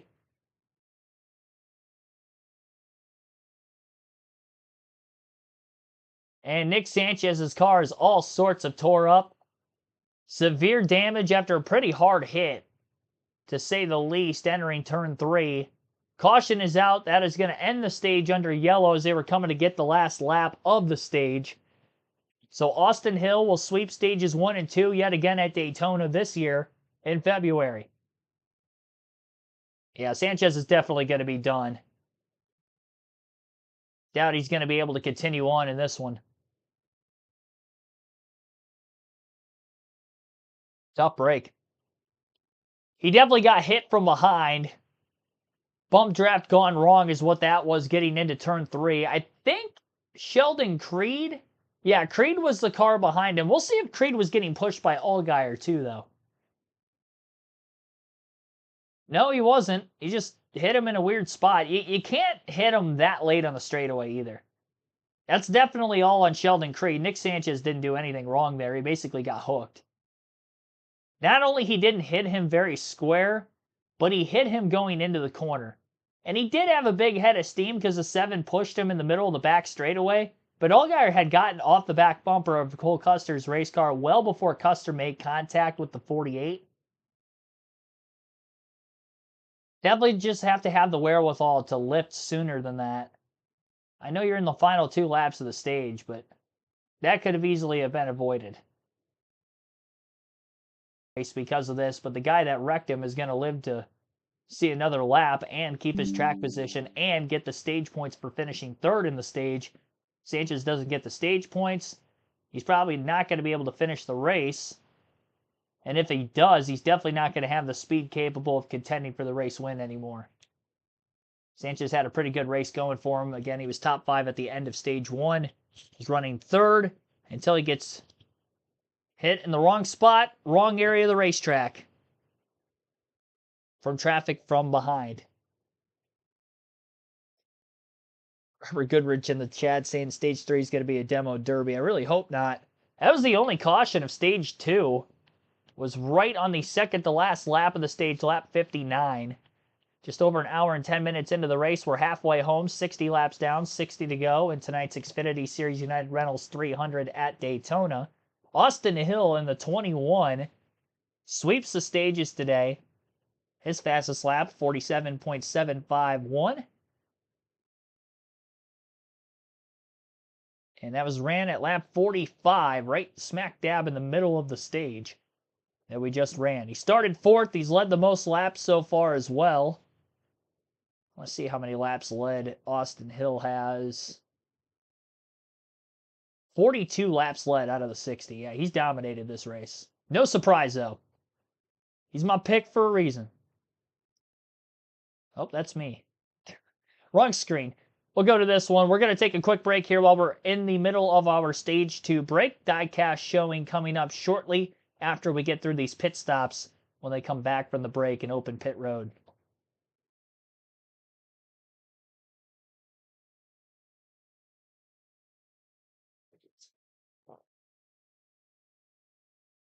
Crazy race so far. And we've seen a lot of crazy racing pretty much all weekend long, all day long as well. From the ARCA race to where we have here in the Xfinity Series. I'd say this has been the best race of the weekend so far. And I'll throw the duels in there also. We are seeing a lot of slingshots at the front of the field. It stinks that stage 2 ended the way it did. Crash a couple laps into the race, but it's been relatively clean. And it's been aggressive. And that's my favorite kind of race. I love guys making moves, but I like them not wrecking while making the moves. It really shows the talent in each and every one of these drivers on track. And putting on a race like this just goes to show how entertaining super speedway racing not only is and can be, but the quality of racing that it can be as well. It is a racing at some sort of a pure form, whether some people like to admit it or not. Final stage, tighten your belts together, yep. So Larry McReynolds would say, tighten those seat belts one last time, because here we go. I can't do a great Larry voice. My voice has been jacked up since I had laryngitis a couple weeks ago. I mentioned already, it's still not 100%. I just can't go up that higher octave. Like, my voice is just not letting me do that. So if it ever cuts out on the stream during interesting moments of lower, so that way I don't have any voice cracks or anything like that. One day it'll get back to 100% again, I hope.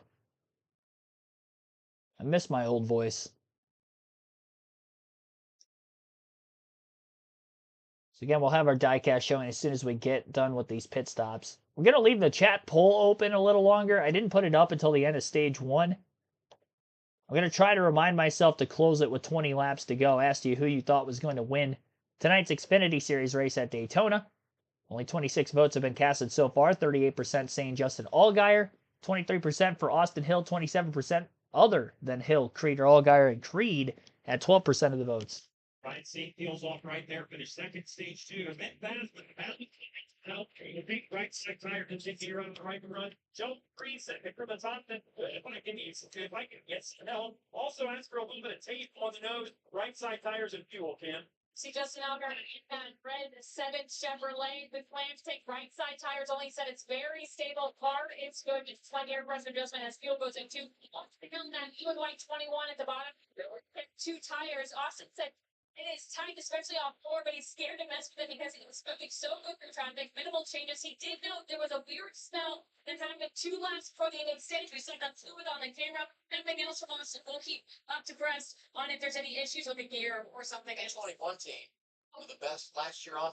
Yeah, and that's another thing too, man. How can you beat these guys at Daytona when Austin Hill's as good at super speedway racing as he is? The car's arguably the fastest in the field year in and year out, and the pit crew is the best on the Xfinity Series circuit. It's a deadly combination, let me tell you, and they've been executing this race flawlessly once again. Again, they have led over 40 laps of the first 60, dominating the first 2 stages. That was even after restarting back in traffic to begin stage 2 because of the strategy of winning stage 1. Half the stage, no problem, he's right back in the lead again. Not to mention, he's got one of the fastest laps of the race in doing so, of a 47.751. Started 4th, he's literally been up in the top couple positions all day. Full screen commercial break once again on the CW. Might have to wait another lap for a leaderboard to update after they had left pit road.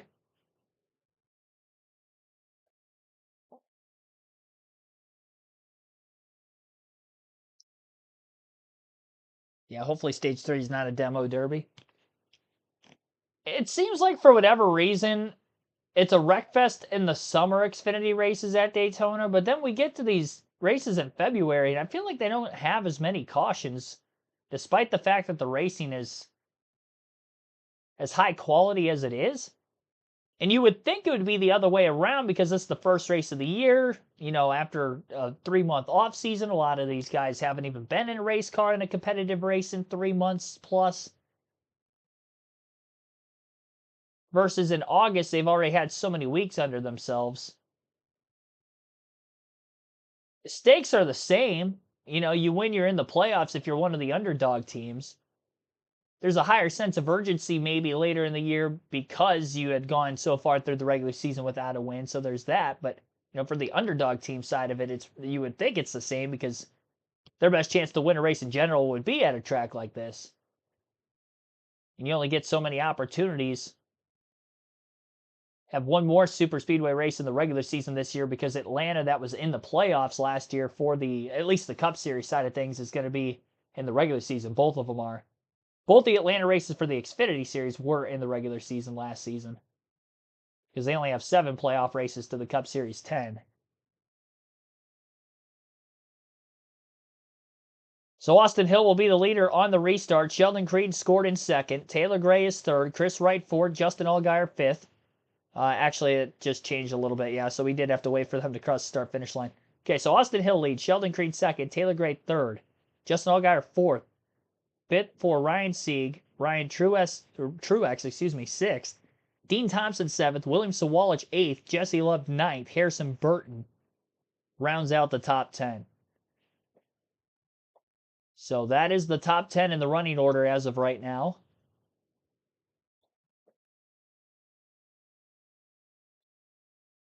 In the early laps of the race.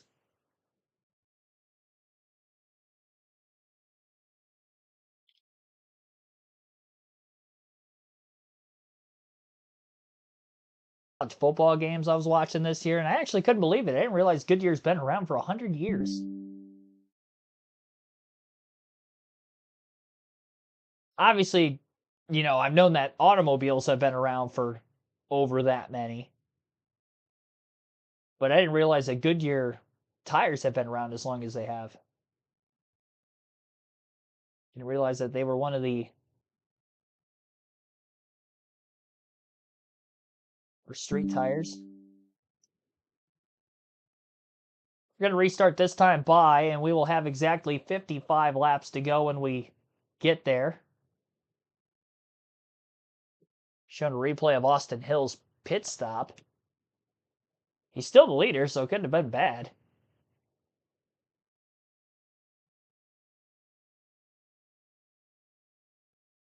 Probably showing the flawless execution is what they're showing.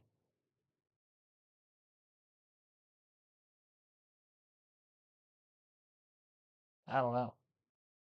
I don't know what they were showing exactly there. The audio is muted on my end, so I can only guess.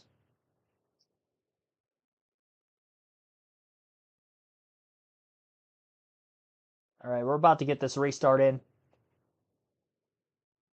Past halfway in the United Rentals 300 at Daytona.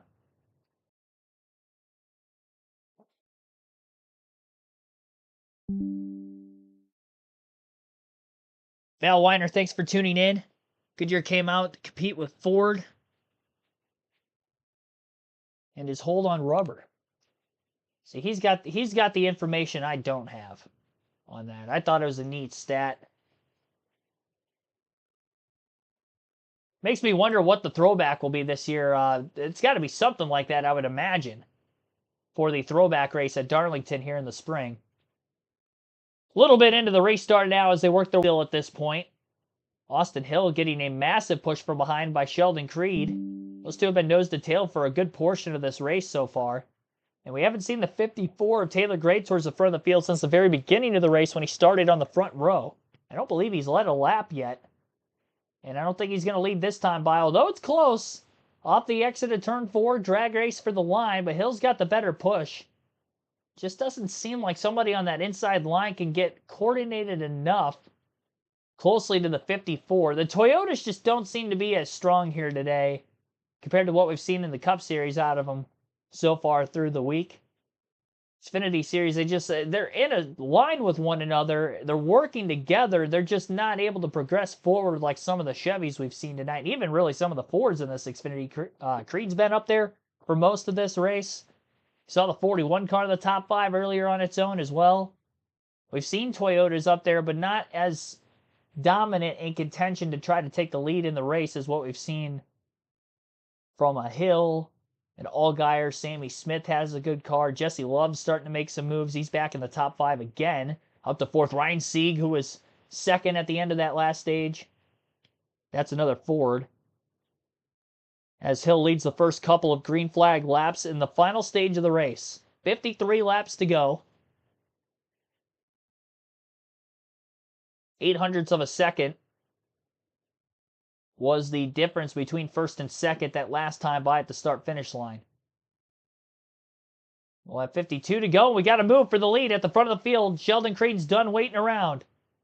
Gets to the inside of Austin Hill. Justin Allgaier did not go with him. He's going to stay with the Chevy. And he got the Fords lined up on the bottom because not only it's the 00 of Creed, but Ryan Sieg in the 39 is the one pushing him. Danger spot off the exit of turn 4 to push right there. See how wiggly and loose the 00 was, but he did a great job holding on. And Sheldon Creed gets credited with a lap led that last time by. First lap led of the race, I believe, for Sheldon Creed. Door to door with his rival, Austin Hill. Once friends, turned enemies a couple seasons ago at Martinsville. Ever since that day, it seems like these two raced the heck out of each other.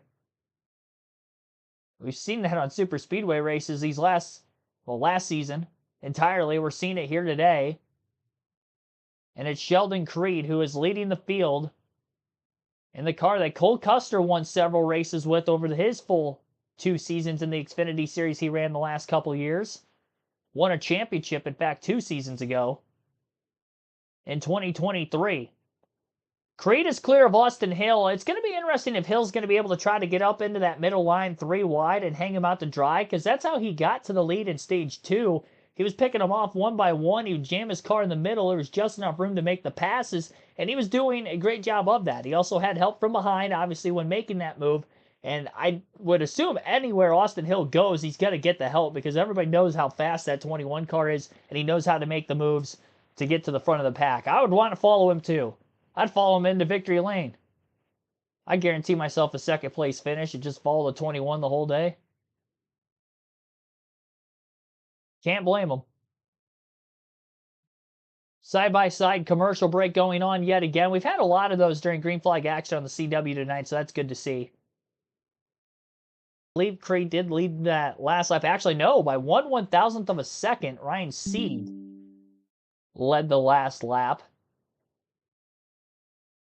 First lap led of the day for him. Austin Hill getting a push from the 7. Here's that run I was talking about. Carries it to the back bumper of the car in front of him of Cole Custer. And even after pushing the 00 out in front, he's still going to make the move down to the bottom and still completes it. Too easy for Austin Hill. It's one thing to make it look easy. I think that pass was definitive of just how much better Hill's car is than even the 00 of Sheldon Creed, who has had a phenomenal race of his own merit here today, but nowhere near to the caliber that Austin Hill has been able to put on a clinic at Daytona tonight. 49 laps to go in the race. Hill's driving out of the mirror beautifully. He's making passes unlike anybody else has made all night.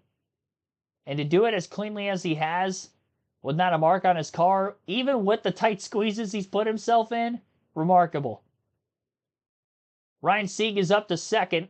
The 00 of Creed didn't lose too many spots. He's in third, still on the outside line. Leading the bottom is Jeb Burton in the 27 as the field works its way off turn 4 again.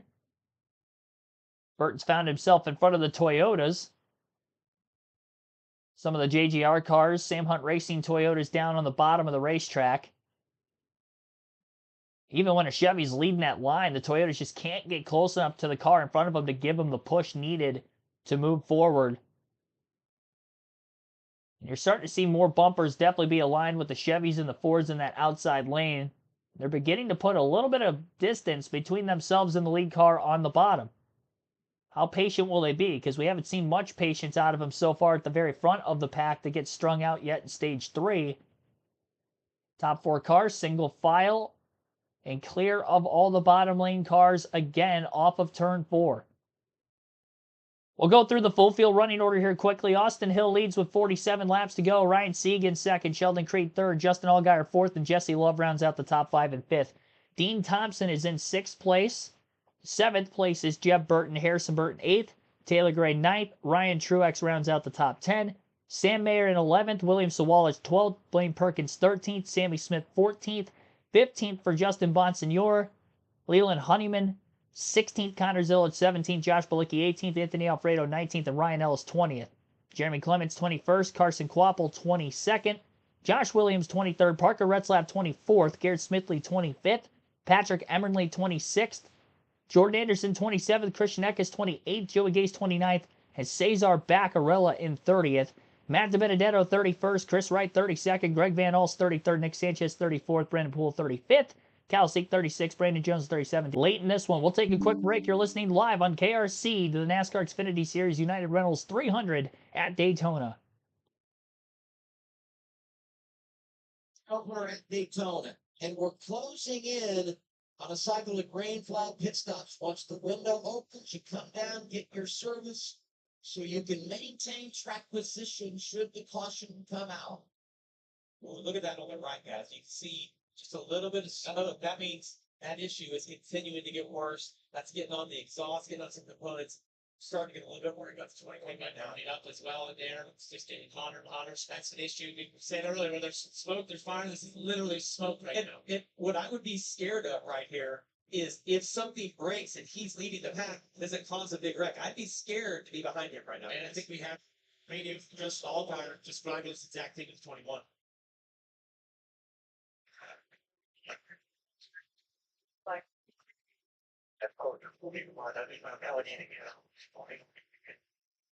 Once I heard it was for the 21, they would get way worse. So I'm going to give him over here. He needs to go to the pits, work off his corner. I'm not wanting him out here on the track. It's one way to beat up the pits on a race. Yes. Flat on the line for Austin Hill, a win today. Would be 4 consecutive in the season opener. Then he would tie Dale Earnhardt and Tony Stewart for the most drafting wins all time. He's fighting it out front. We'll see how long he can stay in the game. Let's go to the Care Center. Here's Court. Yeah, I feel like I'm see what get some good trip rolls from she off this week or she yes, it's one. Yes, little she laps 56 and 3 laps out there again. It sucks. And yeah, thankful for Scott shutting up Patrick Donahue. Well, rebound for Atlanta. All right, they tried to make repairs on pit road, but just too much damage, guys. Since he can get some stage points in stage 1, that will help minimize the issues of his day. I think we see Austin Hill migrated to the bottom. He just wants to get in the right position to make that pit stop. He's tried as hard as he can this season. Once again, been able to lead this race. They want to make that pit stop when they pit as short as possible. That computer was getting shiny again. You can literally see it on the 21 as we go to some of those outside shots. And that's a bad place for Sean P to be. If you've heard just all guys say it's bad, I mean, even a little bit of stuff on Jet Bird. It's not terrible, though. It's not terrible. Yeah. But it's still, it's bad. These 2 cars back right now. We got another car smoking back there. Looks like Lane Perkins. Driver Jordan Anderson racing. Big time smoke from the 31. Anytime you see that in the track, creates anxiety, makes you nervous.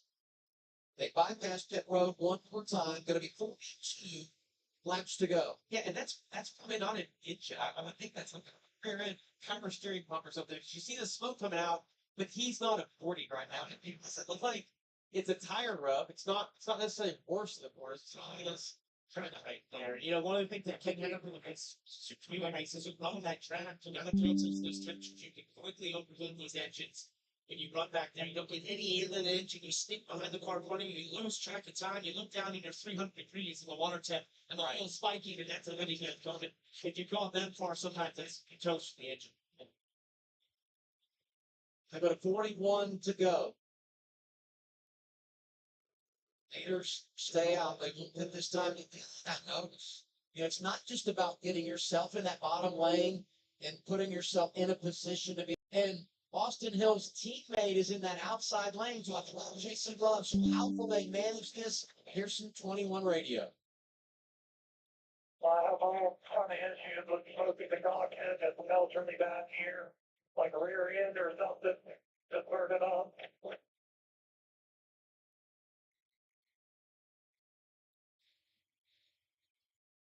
That's a very distinct smell. When you smell rear grease, it's just a really acidic smell that you have in the reservoirs. It's different than just normal oil. That's what we can definitely pay attention to what's happening. We use all their senses in a reservoir. Their smells, their sounds, all those things add up. But Kim, more.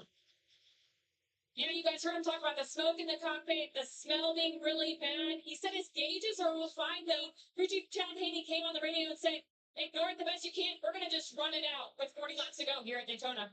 Yeah, he's telling the workers they know that there's oil on the tires. And his partner said, rear end grease, nothing stinks as bad as part of rear end grease. So that smells a driver. Everybody at some point in this field has lost their rear gear. There's a chance, though, if that's leaking, the smoke could be coming from. So it looks like we're going to have some lane. So pit stops are here all the time. Jimmy locks up. That left front, is that going to affect what they decide to do? I would think it's too old. Like, when you slide that left front to Parker, you're going to have to put tires on. That's a determination he has to make coming down pit road to tell the team, hey, I've locked up a tire. It's too bad. It's got a vibration. You've got to change that. This is all the Chevy's coming down pit road. Yeah, and as you see that red Chevrolet peeling off, that's the red Chevrolet of Justin Allgaier imported in. It was tighter this run. You've been taking us right side tires, really in full field. Austin Hill at 2, we have to admit his issues, smoke in the cockpit of Weird Smell. He also said he was getting a really bad vibration. Feels like the car is maybe on the verge of breaking as he is sitting on pit road. But they're trying to fill up fuel and maybe diagnose what's happening underneath there. You saw the crewman under the right rear of that car. These are scheduled green flag pit stops. Right, seeing it cycle to the front, and the 39 stays in the lead here and stays on track. He does not pit. He's got the Ford of Shelton behind him. There's more Chevrolets make pit stops under green, leading the way here. The 8 of Sammy Smith. Yeah, the great job by Sammy Smith there. Called the crew chief Philip Bell. He said that win at Talladega last fall gave him so much more confidence to make the big moves here. This is exactly how they planned. It's going to be fuel only as he is down the way. Patrick Emerly. And 14 of Garrett Smith-Lee. And that last time around, the 7 of Justin Allgaier also had an issue on their pit stop. Yeah, it looked like Garrett Smith actually went long there. It was in Patrick's pit stall, and it just blocked him out. I think he tripped the 07 before, and he actually went to the 07 pit box. He was able to back up, and it really hurt Patrick Emerly. Well, guys, based on that sequence, we saw the 21 having those issues. It has now opened this race up. Austin Hill has led 56 laps. It's now open to the rest of the field. And there he sits. Right of your screen, on board with Garrett Smith-Lee. It's the higher Heroes USA on board him. And NASCAR's probably telling them they can't go out for this fixed, so it doesn't cause an accident, spoil the track down. Obviously, it's not a lot of small they get to continue to get forward. That's so frustrating. You saw smoke building in the cockpit like that. It's just particularly adding to the issue. You know, it's because you're looking at Justin Allgaier. They had a disastrous pit stop when they came in. It looked like they had all kinds of issues. And this right here is for him to stay on the lead line. Let's take a look at that. At the 7 car body, it looks like it's on the left side. The right side is okay. Yeah. Oh, he just fallen. It's actually a 7-second pit stop. I think there's probably some issues on the right side. Well, and I also believe he probably lost some of the people he was with who just took only, obviously, the 21 side. One of those going down. Yeah. So he lost all that help and just doesn't have any drafting help, and you're going to get swallowed up by all these cars that chose to stay out there. And you saw 2 waves of Chevys, but we still have some Chevys that stayed out there. Jeff Burton, the 27, and Jesse Love in the 2 car there, who chose to stay on track and now mixed in with these Fords. You know, Jesse Love just couldn't get down in that bottom lane. Hit with his teammate. Southern Chevrolets, it may end up working out for the 2 car. Watch Garrett Smith-Lee make his pit stop. Yeah, he literally, you get up to that 7 seconds. He drove on the wrong stop right where he needed to be. Some teammates, you hate that. But it's so big under green to have that mistake. You're gonna lose a lap. Might even lose the lap and stays green long enough because you're not running the same speed as the guys in the draft. That's so frustrating. And defend Garrett Smith a little bit. That is easy to do when you jump around teams. You jump to different numbers. You jump ride to ride to ride. And finally, you're in this great opportunity, full season at 14. But he took use him. But he's getting other numbers. He probably just had that Freudian moment of just going down there and thinking, oh, that's my kid. I haven't seen that before. So if you're in this race, you come into the day saying, I've got beat to 21. Now Austin Hill is out. Do you reset a little bit? Does that change your thought processes? We had the latter stage. Sure do. Yeah, I mean, this guy's not just dominated today. He's been the best athlete. It's one of the last 3 races in second career here at Daytona. Knowing that he's out of this, yeah, that's what I'm saying. It opens up. We see Jesse Love right there in the red 2 has his hand out the window. That means he's pitting this time. That's his signal. Sam Bayer, Justin Boston, that he's going to pit right here. It'll be interesting to see if all these guys come back together. Kind of get nervous with that many at one time because you lose a little bit of time getting on pit road when everyone's trying to get slowed down. It's incredibly slick as you see them all coming down. Oh man, we got a couple cars coming in hot. Slowed up and not lock up those tires. They all do a great job. Yeah, Sam Bayer did an exceptional job right there, taking down the pit road all side. Dylan.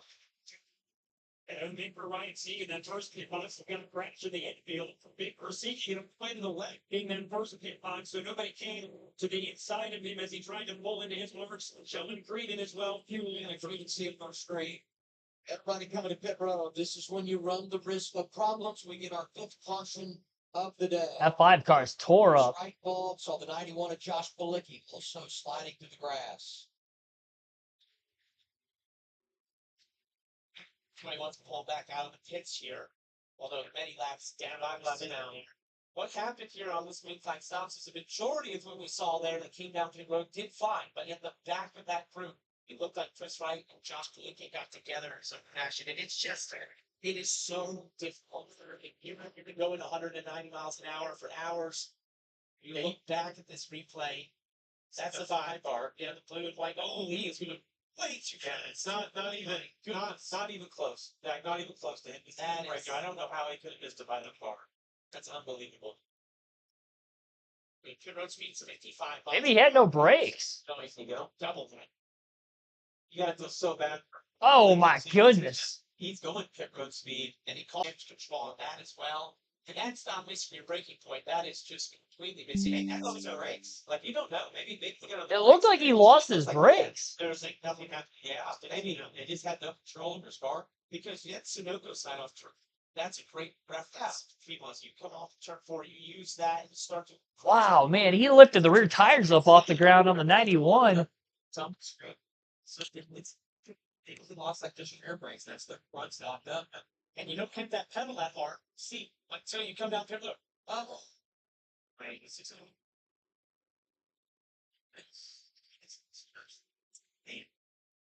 And you don't get to, it's great to see him get out here, but you don't get to do it until you do the it's your references are so tough. Not practice yesterday. That's one thing that you do in practice. I find it different in the draft. If you find it different in the draft, you add the mile per hour.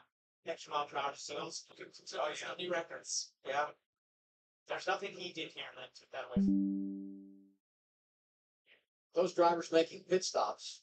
Justin Allgaier got back on the lead lap. He had gone a lap down, of course, when they had the big finish, but he's back in the game. And this caution will no doubt help him when we tighten the field up. Let's get some Josh Balicki radio from the 91.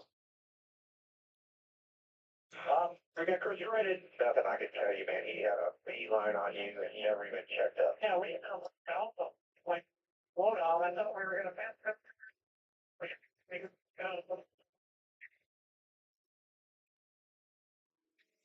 Sad that he's frustrated, but I think we got to hear from Chris Wright to see if there was an issue in his car. He's frustrated because it's best history. So, how about it, Kim? Yeah, Chris Wright had no brakes during that incident, was the report on the radio. Yeah, that's what it looked like. That makes sense. Yeah. With the speed he had no brakes. Yeah. Because the speed he was carrying was just, it's past missing your braking point. He was going double the speed with the dual. Yeah, Junior here stopped. Leave on the backstretch. Washington took time today in Athens in a cycle, green flag, good stop. Big brakes, big crash, Josh Balicki down Daytona in a moment.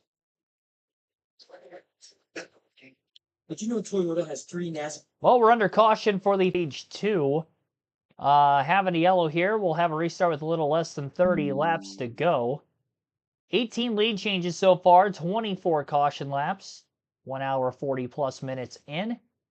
We'll have to wait and see who the leader is going to be once everybody hits pit road that might not have hit pit road at this time. Those who were in the pits when the caution came out, they're going to be the ones to actually cycle into the front of the field here, so that works out well for them. Caution came out immediately. That was a pretty big impact and a lot of debris, obviously, towards the entrance of pit road after the 5 had hit the 91. Hit him so hard it lifted the rear tires up off the ground. It was a pretty hard crash. And luckily, he's all right. It definitely could have been a lot worse having no brakes. I'm surprised he even got the car slowed down that much with no brakes, but definitely got to be a scary feeling when you got a herd of cars in front of you slowing down rapidly and you're not able to slow down rapidly like they are. And he was a long ways back, covered a lot of ground, and 91, unfortunately, it was wrong place at the wrong time. I didn't get my diecast showing out at the end of stage 2, so here you go. Jimmy Johnson running the Daytona 500 this weekend, so I figured I'd show off my Lowe's 48 diecast. This is from the 2005 season, I believe, so just before he had won his first career cup title. Got the Nextel Cup logo on the side of it. And obviously a classic paint scheme in the history of NASCAR, synonymous with Jimmy Johnson, of course, for a vast majority of his NASCAR Cup Series career. Again, this is the Lowe's 48 for Hendrick Motorsports. So this will be our diecast showing for the stream. I had a Jimmy Johnson IndyCar diecast showing earlier too, so I figured let me show off a Cup car during this stream. So it's a little after stage 2, but I did remember to get it out. Chat poll was going to be open until 20 to go because I didn't start that until after stage 1. We'll take a look at it. 44 votes, 45 now have been casted. And it's a tight poll between Justin Allgaier and somebody other than Hill, Creed, or Allgaier to get the win. Austin Hill is on track again, but he is 5 laps down after fixing the issue to his car. His caution is going to keep him from going more laps down than that as we get drivers to retire from the race. If we have any more fall out of the race, he can gain positions that way. Solid points day, though, at least for Austin Hill with winning the first 2 stages. That's really the product of stage racing, is it can reward a driver for having a good day if something crazy happens to them late like it did with Austin Hill. But definitely still not the finish he's probably going to want. I doubt he's going to get back on the lead lap.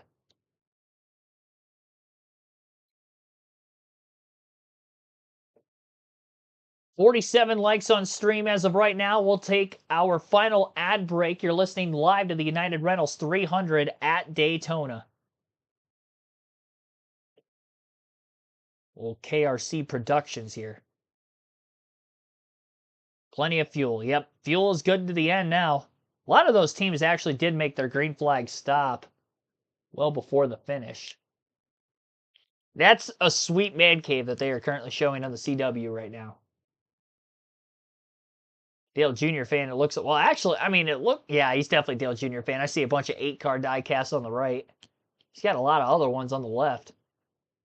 That's what I want my die-cast collection to be. We're getting there eventually. I'm almost at 50. Be going to COTA here in a few weeks, try to add another 1 or 2 to the list. See what I could find down there. That'll be the first race I'm attending this year. Oh, Hill was back on track, and now he's... I'm still waiting on a verdict. It's either a rear hub or gear or a combination of both. Such a bummer. We had such a fast finish. Chevrolet. It was as fast as Xfinity Mobile. Everybody at RCR, ECR have done a great job building this race car. We showed that we were the dominant team again. We was able to get the stage wins there. So I just wish that we could have lost this race in turns and not be from a mechanical failure. I'd almost rather get turned on the backstretch and white flag lap and end up on my lid than end it like this. So, yeah, this one's going to sting a little bit, but we have Atlanta next week. I feel like we're going to be good all year long in 2025. So, I feel really, really good about the Bennett Chevrolet team. Can't say enough about all the guys. I want everyone behind me to keep their head up. I know everyone's beating themselves right now, but these things happen. This is why it's so hard to win in this level. You have mechanical failures, you have other things that happen on the racetrack while other drivers, and you might get in a wreck that wasn't your doing. So for us to win 3 in a row like we did, it showed the testament to everybody at RCR, and these things are going to happen. So like I said, I want everyone in this 21 team to hold their head up. We're just going to come back stronger in Atlanta. Just from that stuff. I know not the night you wanted. What do you think about the racing guns and the pushes you needed to get in? Yeah, I think that the greatest thing about it is we can make our car better. Our car's already extremely fast. But I think our Chevrolet can be better. It can be better at sucking up. It can be better at breaking through the bubble. It seemed like when the 7 was in front of me, it was really hard to break through that buffer and that wall of air that we always talk about. But then when I was leading, it seemed really, really good. I almost thought my car was too good at times because I could get 2 or 3 car lengths out, and I am like off the throttle. I'm on the brake pedal, and I'm trying not to get too far away. So that was actually the toughest part about leading the line is I could just get too far out too. Had a little bit of a lag going on right in the middle of the interview. Quickly at times. So, like I said, just goes to show the testament of this RCR organization, everybody at ECR, big power behind our engines, and I'm ready for a fun year. Thanks, Austin. Thank you. Seems like they left some stuff on the table. We'll see them back at Atlanta, where that search for the 8th draft big track win for Austin will continue. That's a great point, Kim. And I thought the same thing. What a leader. I mean, what the guy gets out, had this great day. You can tell he's a little frustrated, but he's talking about what his team needs to do, how they're going to recover from that. See his owner, Richard Childress, right there. He also talked about All right, so we are, I couldn't tell if they were doubled up or not yet. To go signal. We have less than 30 laps to go in the race when we do get back to racing.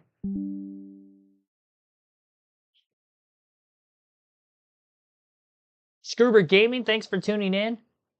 Hoping for an underdog to win the race. Very likely that will end up happening.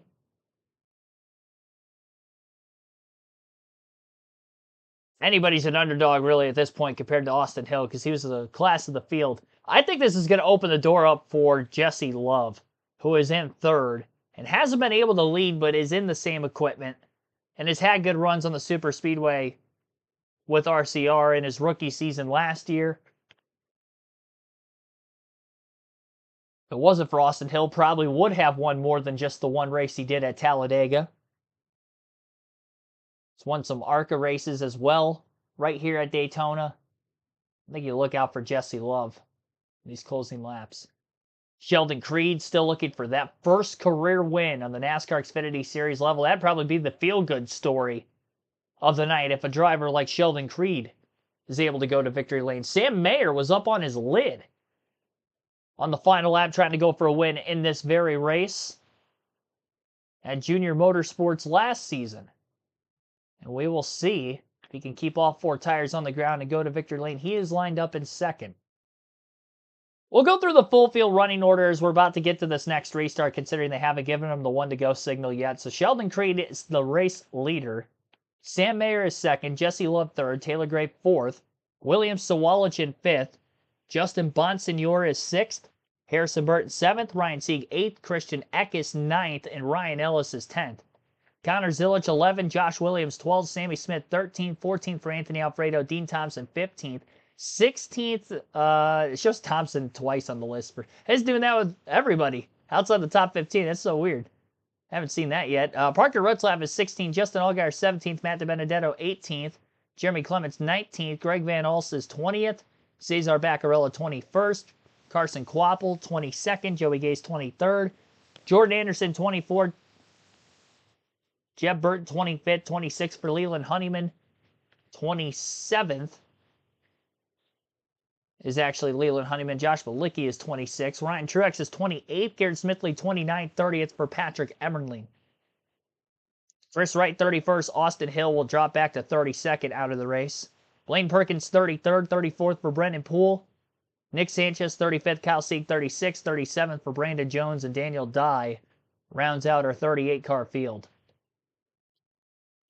Just getting the race a little bit sooner, getting out of turn 4, coming to road, and just it's unfortunate way it happened.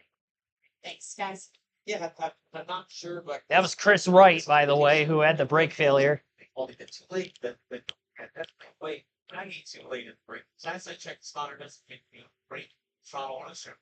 That's the driver, so I'm not quite sure how the spot all that. But at the end of the day, they came in at way too much speed. Doing the chips, but I have 25 laps to go. Turns a green flag.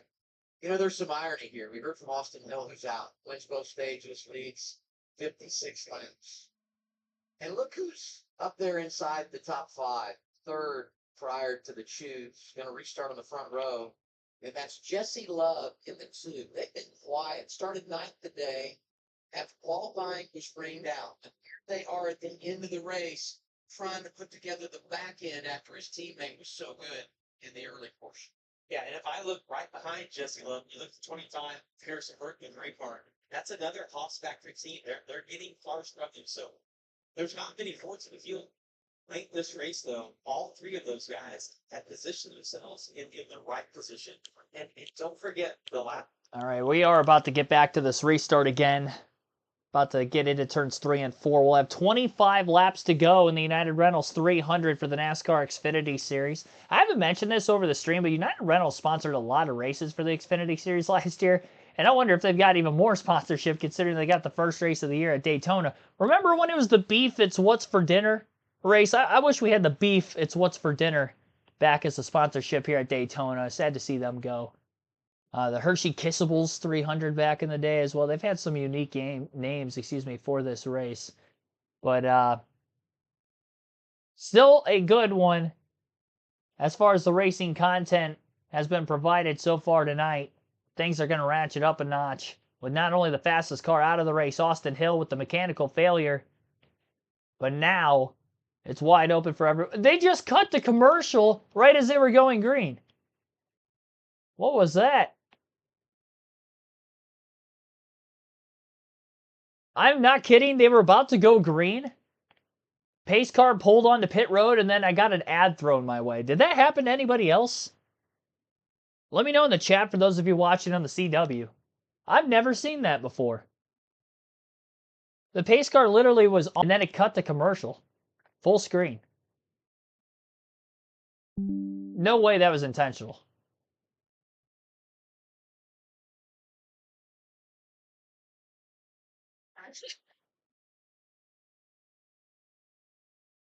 Didn't they do the same stuff in the ARCA race? The crazy thing is that was Fox earlier. Yeah, Fox, they went to commercial with 8 laps left in the ARCA race. And then they came back and there were 4.5 laps left and they were double wide for like second on back. Like, oh, that would have been nice to watch, you know? Final 10 laps of the race at Daytona of all tracks, too. It gives me Talladega Nights vibes when they had the long one. We've heard of the big one when it comes to crashes at a track like Talladega. It was the long one because they flipped. They went to commercial and they came back. They played a whole Applebee's ad and then they came back from commercial and they were still wrecking. That's a classic. I mean, it's funny that a movie that was made 20 years ago basically making fun of NASCAR when it comes to ads during a race and ad placement, and then that happens. They come back from the break here. We got 23 laps to go, and Jesse Love's in the lead now. Sheldon Creed was leading on the restart. Love was third. Love got out to the lead. We have no clue how it happened, but he's out in front now and leading the race and trying to pick up where his teammate left off and hopefully get the win for RCR. He's all by himself, though. He doesn't have any help teammate-wise. Obviously, a lot of other bow ties up at the front of the field still. Actually, he's the only one. In the top, looks like 6. Got to go back to Eckes, and 7th would be the next highest running Chevrolet. Harrison Burton leading the inside line in the 25. Second time we've seen him towards the front of the field. He's about the 5th or 6th row back. 22 laps left this time by at the line for Jesse Love. Colin, first career start, 8 truck wins the last 2 years, and on the pit box at 16, Alex Johns, who's won here twice at Daytona, crew chiefing for Justin Haley, and he was also a crew chief with Chris Rice when Colin got their first ever win here, courtesy of Ross Chastain. What? No.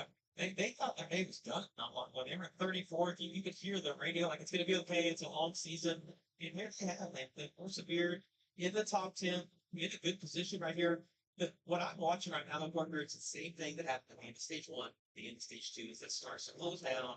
That top line just becomes dominant. Everybody wants to get in line. The only saving grace, we see it right there with Harrison Burton on the inside of the 25 part. When he gets to the corner, it's so much shorter around. We make up a little bit of ground. And he's got to hope that these guys all on the bottom will stay committed to him, because as that line goes as far as it is, slower and slower. And one thing to pay attention to on that 25, you see it on the right, behind the right front tire. It hit some damage that under the wreck of the race, lap 6. Now they've been able to patch it up a little bit. I don't know if it's running into him. See who's behind him and start to get the notification probably early if that is already done. That means he's not able to push the 25 out front. He's not able to create generate the runs that he's been able to earlier. That means that damage is already been because of the 25. And Ryan Sieg has been one of the best pushers all day long. Hasn't got cars out of control. Has been able to push a lot of guys to the lead. You see, they're getting another big run right here on Jesse Love. 21 laps to go.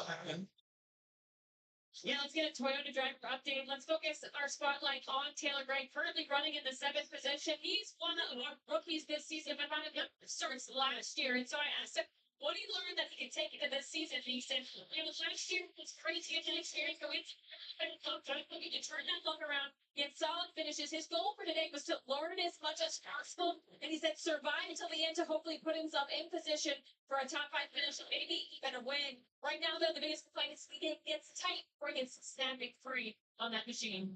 Ken, when you come to Daytona, you talk about the balance of patience and aggression. The aggression's getting ready to be turned up. 20 to go at the World Center race. They go to commercial? They are. I got an ad 2 laps ago. They came back for 2 laps after I missed the restart and then right back to commercial again. What is this? Oh my gosh. Somebody's effing off on the production side of things here for CW. On my end, at least. I got a local news ad the first time highlighting the 11 o'clock news team. Just a random commercial I would have saw on a normal Saturday morning or something. Oh my gosh. Still green flag racing here. Jesse Love out in front of the field. Harrison Burton's done a nice job down on the bottom lane regaining ground. He's now side by side for second place into turn 3. Third line is starting to form on the outside of the racetrack. There really aren't a lot of cars in this lead pack. Still a lot hanging out at the back, waiting for a potential incident to happen as we still have just under 20 laps to go. 88 of Carson Kvapil up the middle. We've seen him up in the top 5 even with the damage. Though we have not seen Connor Zilic is in the 88, excuse me. I keep getting that confused with Kvapil because Kvapil ran more races in that car last year. But Carson Kvapil we haven't really seen up at the front of the field in the 1 car with his damage from that early accident. But we have seen the 88 now for the second time. Now, the 88 is leading the inside after getting by Harrison Burton on the front stretch. So we're really going to see what the damage is going to be like on the left front. How much of a parachute is it really going to be? Now he's not the lead car anymore as down the back straightaway entering turn 3, move for the lead was made 0-0. Of Sheldon Creed is back out in front again at Daytona. Slingshot move to get by Jesse Love, pulled clear in the middle of 3 and 4, back up to the outside, and it's back for Zilic in the 88 to lead the bottom. And Zilic has all of his Junior Motorsport teammates behind him. He's got the 8, the 7, and then the 1 sitting back there as well for really the first time tonight up at the front of the field. Jesse Love with a bonsai move through 1 and 2. Did the same thing that Creed did on him the corner before to take the lead, only that was a tighter squeeze to pull high clear off the exit of the corner. Sheldon Creed in the 0-0 definitely had a lot more clearance. But lap over lap now, we're starting to see some lead changes. No lead is safe, but you still want to be the leader because anything could happen in this pack with the aggression ratcheting up the closer we get to the end of this race. Will they make it? 16 laps to go at the line that last time by. Jesse Love predeterminedly going down to the bottom of the racetrack. That'll pull the 88 forward just a little bit. Back to the outside off the... Jesse Love's all over the place right now. Top, bottom, top, bottom. Somebody pulling out of line 3 wide. That's Jeb Burton in the 27. Few more cars going with him, both from the front and behind the 27 car. And 3 wides at the back end of this lead pack. Double wide for the first couple rows behind the race leader, Jesse Love. And this time by at the line, we're going to be down to 15 laps to go here at Daytona. Hurry, I'm Matthew Alexander. We've hit 15 laps to go in the season opening race at Daytona for the NASCAR Xfinity Series on CW. And it's Get Good. Your driver, Jesse Love out front. And look at all those Chevrolets down to that inside lane. But they've got an issue. It's that 88 of Connor Zilic, rookie that's going racing, but he's got damage on the front end. So if they want to get maybe a better momentum, I just think that might be hurt them a little bit. They'd be able to make a run towards the 2-car of Jesse Love, who's controlling this field in great fashion. Similar to Austin Hill, he's moving lanes. He's not getting too far out front. He's controlling that distance to the cars behind him, and it's going to take real momentum to get beside him. Yeah, and partner, the intensity is picking up. And I told you as we went to green, I'm like, take a deep breath, right? I always wanted to know 10 laps to go. 10 laps to go, I'm like, I want you to count me down because you're so focused inside the car of the decisions that you want to make. I'm like, I don't want to worry about laps. I want you to tell me every time I cross the start-finish line how many laps to go so I can reset and get my mind where it needs to be on the decisions I need to make. That's better than me last night. We didn't know it was the last lap. That was the last lap. Better be lucky than good, my friend. I was very lucky that was next. Oh, and as you watch this shot and you see the cars bouncing sideways, that is from some of my Nick Sanchez got recognition for green. It's because the cars are so planetary. If you get hit, it's hard to catch the car. Well, see Sheldon Creed right there jump to the outside. Jesse Love made that decision in the car. Spotter has a hard time saying that quick enough. We'll see that reaction from the two car. Jesse told me earlier we're in the garage. They changed the steering box in that car and made it a little quicker. And he's like, I can't really feel on the track, but it's when I change lanes. I want to be more aggressive when I make my moves. And that's what allows you to make those moves, being able to taking those quick reactions and quick reflexes. One thing I saw him down the back stretch this guy got good is being non-committal. The left to the bottom one, you will end up getting beat doing that. They will find a way to juke you and get to the outside or the inside. You've got to commit to lanes and be very decisive in your decisions. Yeah, and I know that we talked earlier about the spotters telling you who's behind you.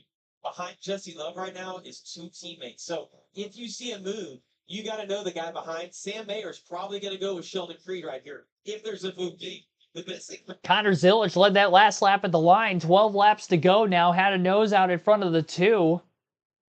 And probably the two of the faster cars out of JRM in this one. And the cleanest cars of them, Sammy Smith and Justin Allgaier, are the two behind the 88 for right now. We've seen Junior Motorsports be aggressive with one another late in these races in the past when they've had a lot of them up towards the front, and there they go. The one making a move on the 7. Allgaier's going to be in the sucker hole, as old Darrell Waltrip would say. Right in the middle lane, nowhere to go. Nobody to go with him. Loses several positions. He's going to fall a little bit outside the top 10, it looks like. And I don't think that the one wanted to make that move. But Quapple had gotten a bump draft from behind by Jeb Burton.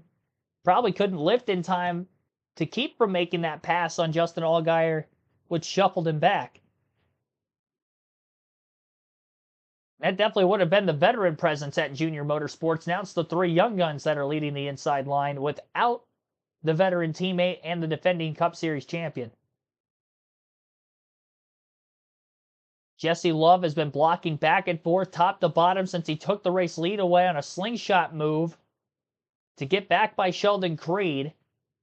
Creed waiting around in second place for the time being. Maybe not a surprise he's in second, but can he make the move for the win this time around? And finally break through for that first career Xfinity Series race win. How early is he going to go, and can he keep the track position leading up to that? He does have his teammate Sam Mayer with him in the 41. So you have two SHR, well, not SHR, but Haas Automation Fords running nose to tail right now. I don't think Jesse Love's going to be in a great spot when they decide to make the move. They're really hoping that everybody else down on the inside lane behind him doesn't make a move earlier that could disrupt the time created Sam Mayer. That would probably be the best thing to happen for Jesse Love. And Creed goes to the bottom. He was looking for the lead for the first time. Crossover back to the outside. Couldn't go there either. And the 41 doesn't go with him. Wow. Is he going to let him back up in line? Lap car down on the bottom of the racetrack is going to narrow things up in the middle of the pack. 3 wide, 4 wide, getting around him for a brief moment, and everything's okay as they enter turn 1. Back to double wide, racing most of the way through the field. I am so shocked that Sam Mayer did not go with his teammate on the bottom of the racetrack. And by the time he did go to the bottom, which was just a second ago, it was too late. They already lost the momentum. And now they can't control the race on the outside behind Jesse Love. Even though they're not split apart, they're not in as control of things as they once were. The Joe Gibbs Toyota is working their way back to the front of the field now in the outside lane, that being Taylor Gray. And he's got help from Sawalich, who finished second in the ARCA race earlier this afternoon. 8 laps to go at the line this time by. Quite a long green flag run up to this point. We restarted with 25 to go. Will they make it to the end without an incident? Couple cars getting a bit shaky at the end of the front stretch, entering turn 3. Justin Allgaier's back in the middle lane, 3 wide again. He's got a push from behind coming. Leading into the corner from Ryan Sieg. One car turns down in front of him, and around they go in the middle of the pack. The 19 gets clipped.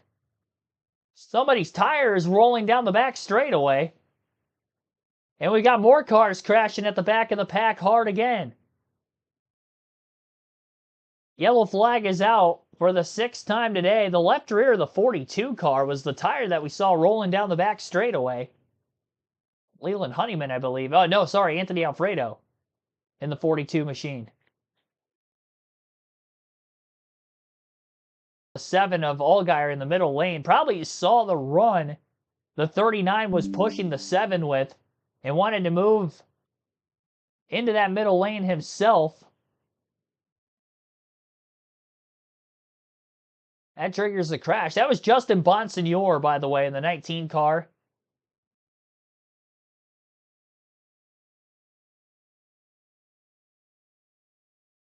Yeah, it was definitely Bonsignor that moved down on Allgaier on the racetrack and basically ended up getting turned off of his front bumper. Smith had quite a bit of damage clipping the wall. He was actually the one that clipped the 42, and it was so weird that mid-slide, the 42's left rear tire just came off. Hard impact, backing it across the racetrack into the outside wall in the middle of the back straightaway for Bonsignor after he had locked the car down trying to keep it from completely getting out from underneath him. Carson Kvapil barely made it through the wreck in the 1. And essentially, that sort of disorienting happens in these factory races where you're running around at the top next to the wall. Then the lines are smoothed down as the intensity picks up. You start side drafting for them. And therefore, you're trying to follow the car in front of you as a reference, but sometimes they're doing something different than you should be doing because you've got someone to your inside something they can't rewind. And that's just a disagreement in Austin.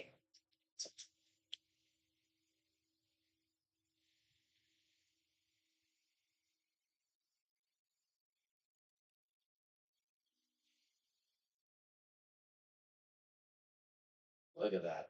The sparks coming off the 19 car. A hard hit for Smith. Yeah. Right now. Big hit on top there. Justin Allgaier, you see him. Look at that just spraying off the nose of that car. He made it through. I think he has any damage. And I have to say that when you watch this, what's hard to explain is that when you're in Allgaier's position, it's almost like you're glued to Justin. Like you get out of gas and you're trying to get away from him, but you can't.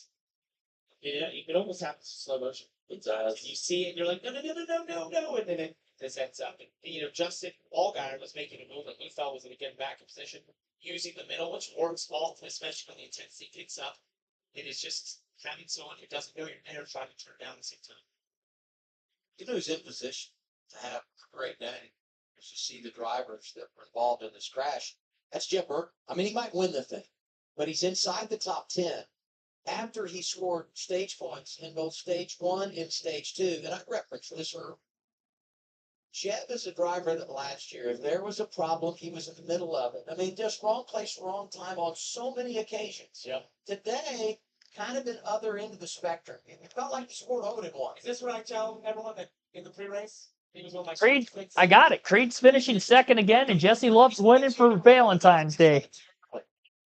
Just like you were a little overstayed. Now it's okay. But we're going to get a restart inside of 5 laps to go. Jesse Love, the man in charge at Daytona. Yeah, Jesse Love's going to win. Valentine's Day was yesterday. Sheldon Creed's in second. I mean, who could have...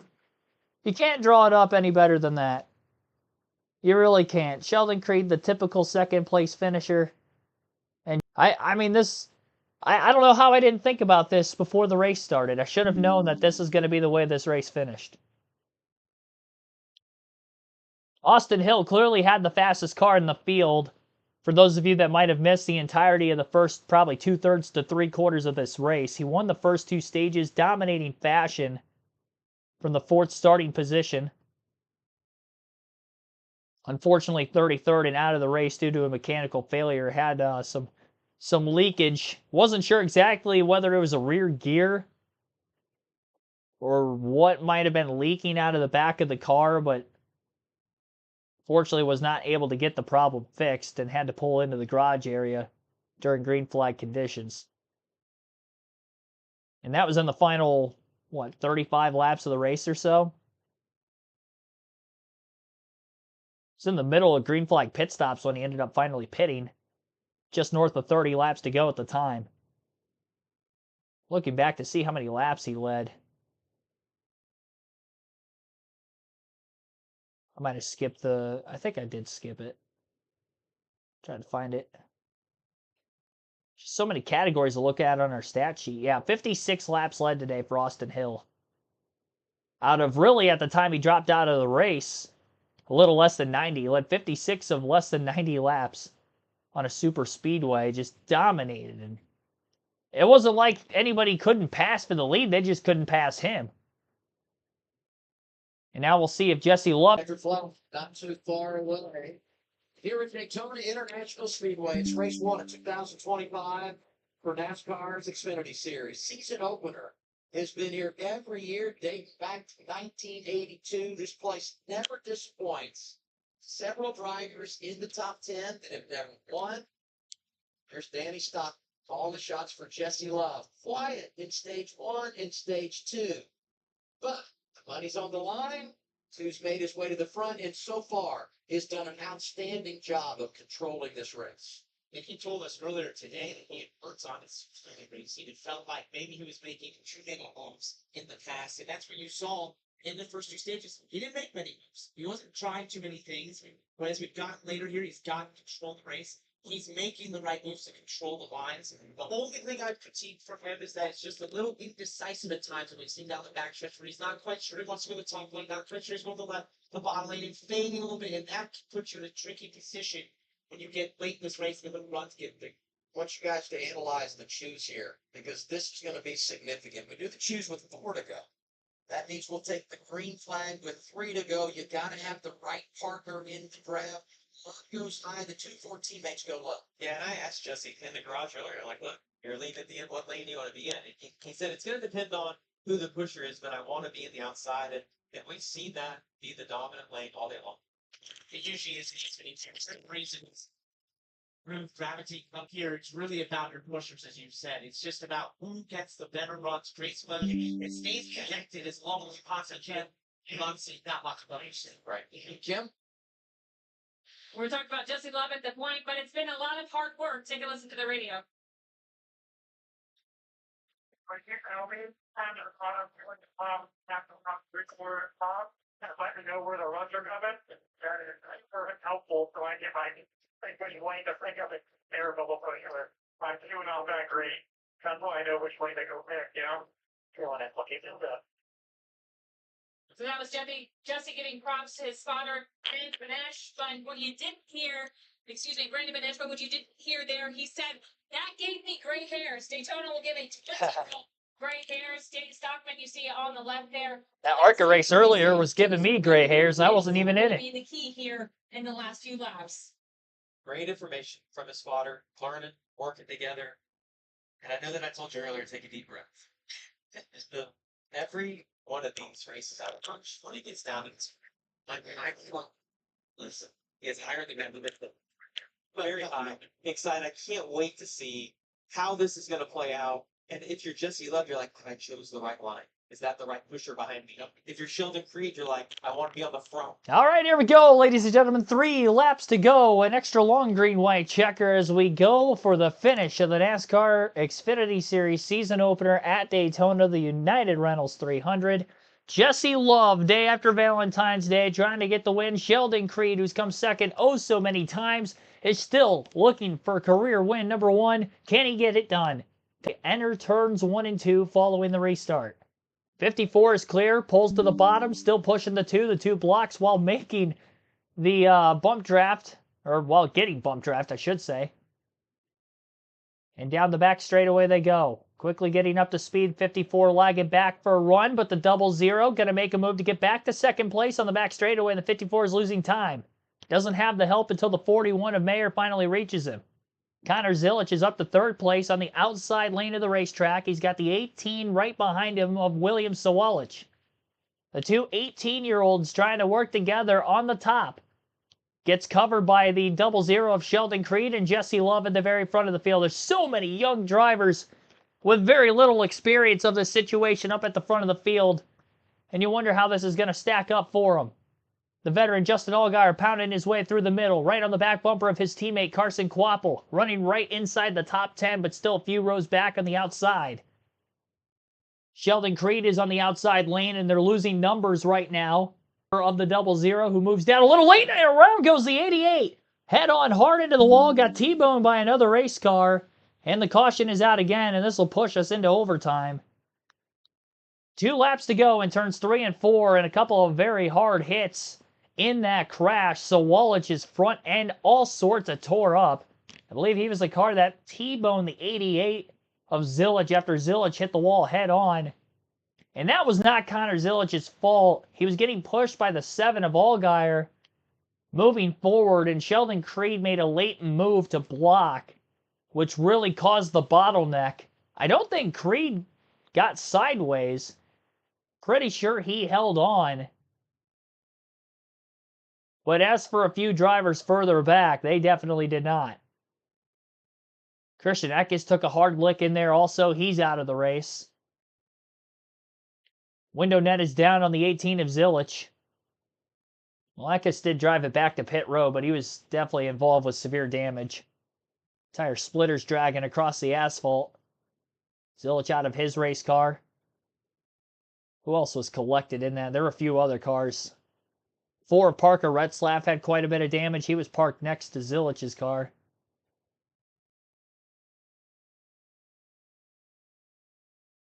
Yeah, Allgaier was giving a push in the middle lane. Creed had plenty of time to move down, but he made a very late move to do so, and it just jammed the 88, who was still getting pushed by the 7 when Creed had made the block leading to the contact. That's the second incident we've seen Sheldon Creed cause today. He caused that very first incident on the back straightaway a half a dozen laps into the race as well, which took out the likes of Daniel Dye and Brandon Jones. And now this crash here late. Meanwhile, Creed continues on in the 4th place position. Lost a couple spots there before the caution came out, but stays clear of any severe damage despite causing the incident on that block. It's going to be our first overtime finish of the weekend, actually. ARCA race ended under green. The truck race ended with a caution on the final lap, but they didn't go past the scheduled distance. And both dual races finished in regulation under 60 laps as well, which was the total distance for those races going in. So this is the first overtime finish of the NASCAR season. Obviously, the Clash didn't go without overtime as well, so we almost made it all the way through Speed Weeks without having overtime. That would have been crazy if that happened. Should have known that it wasn't going to happen. We got pretty close, though. Even with how many wrecks the ARCA series had today, I'm surprised they actually ended on a 14-lap green flag run to the end. Who's the 71? Double check on that real quick. Ryan Ellis is in the 71 this year. New ride for him. Ellis on his way to pit road.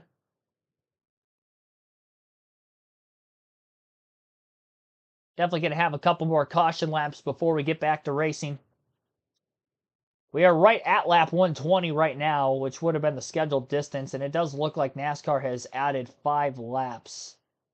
So we're going to have a couple more laps of caution. We'll go green at lap 124, and then get the race start in.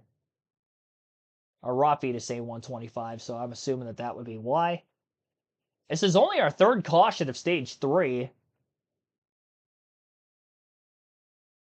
In what has been a fairly tame race. We had 8 cautions in the Truck Series yesterday, 7 in the Xfinity Series today. Though one of them was for debris, and obviously the 2 stage ends. Although stage 2 ended under caution, that's right.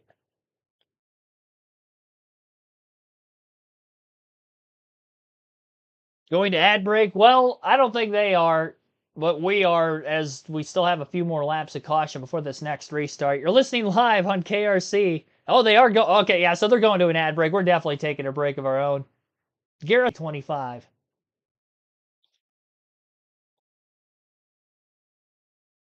Be sure to hit the like button if you haven't done so yet. Subscribe for more daily NASCAR content. We're at 54 likes on the stream. Live commentary streams every NASCAR race weekend. Our 7th stream of Speed Week from Wednesday night's pole qualifying for the Daytona 500. We could have had 9 if I was able to do practice on Wednesday morning, but I had to work that day.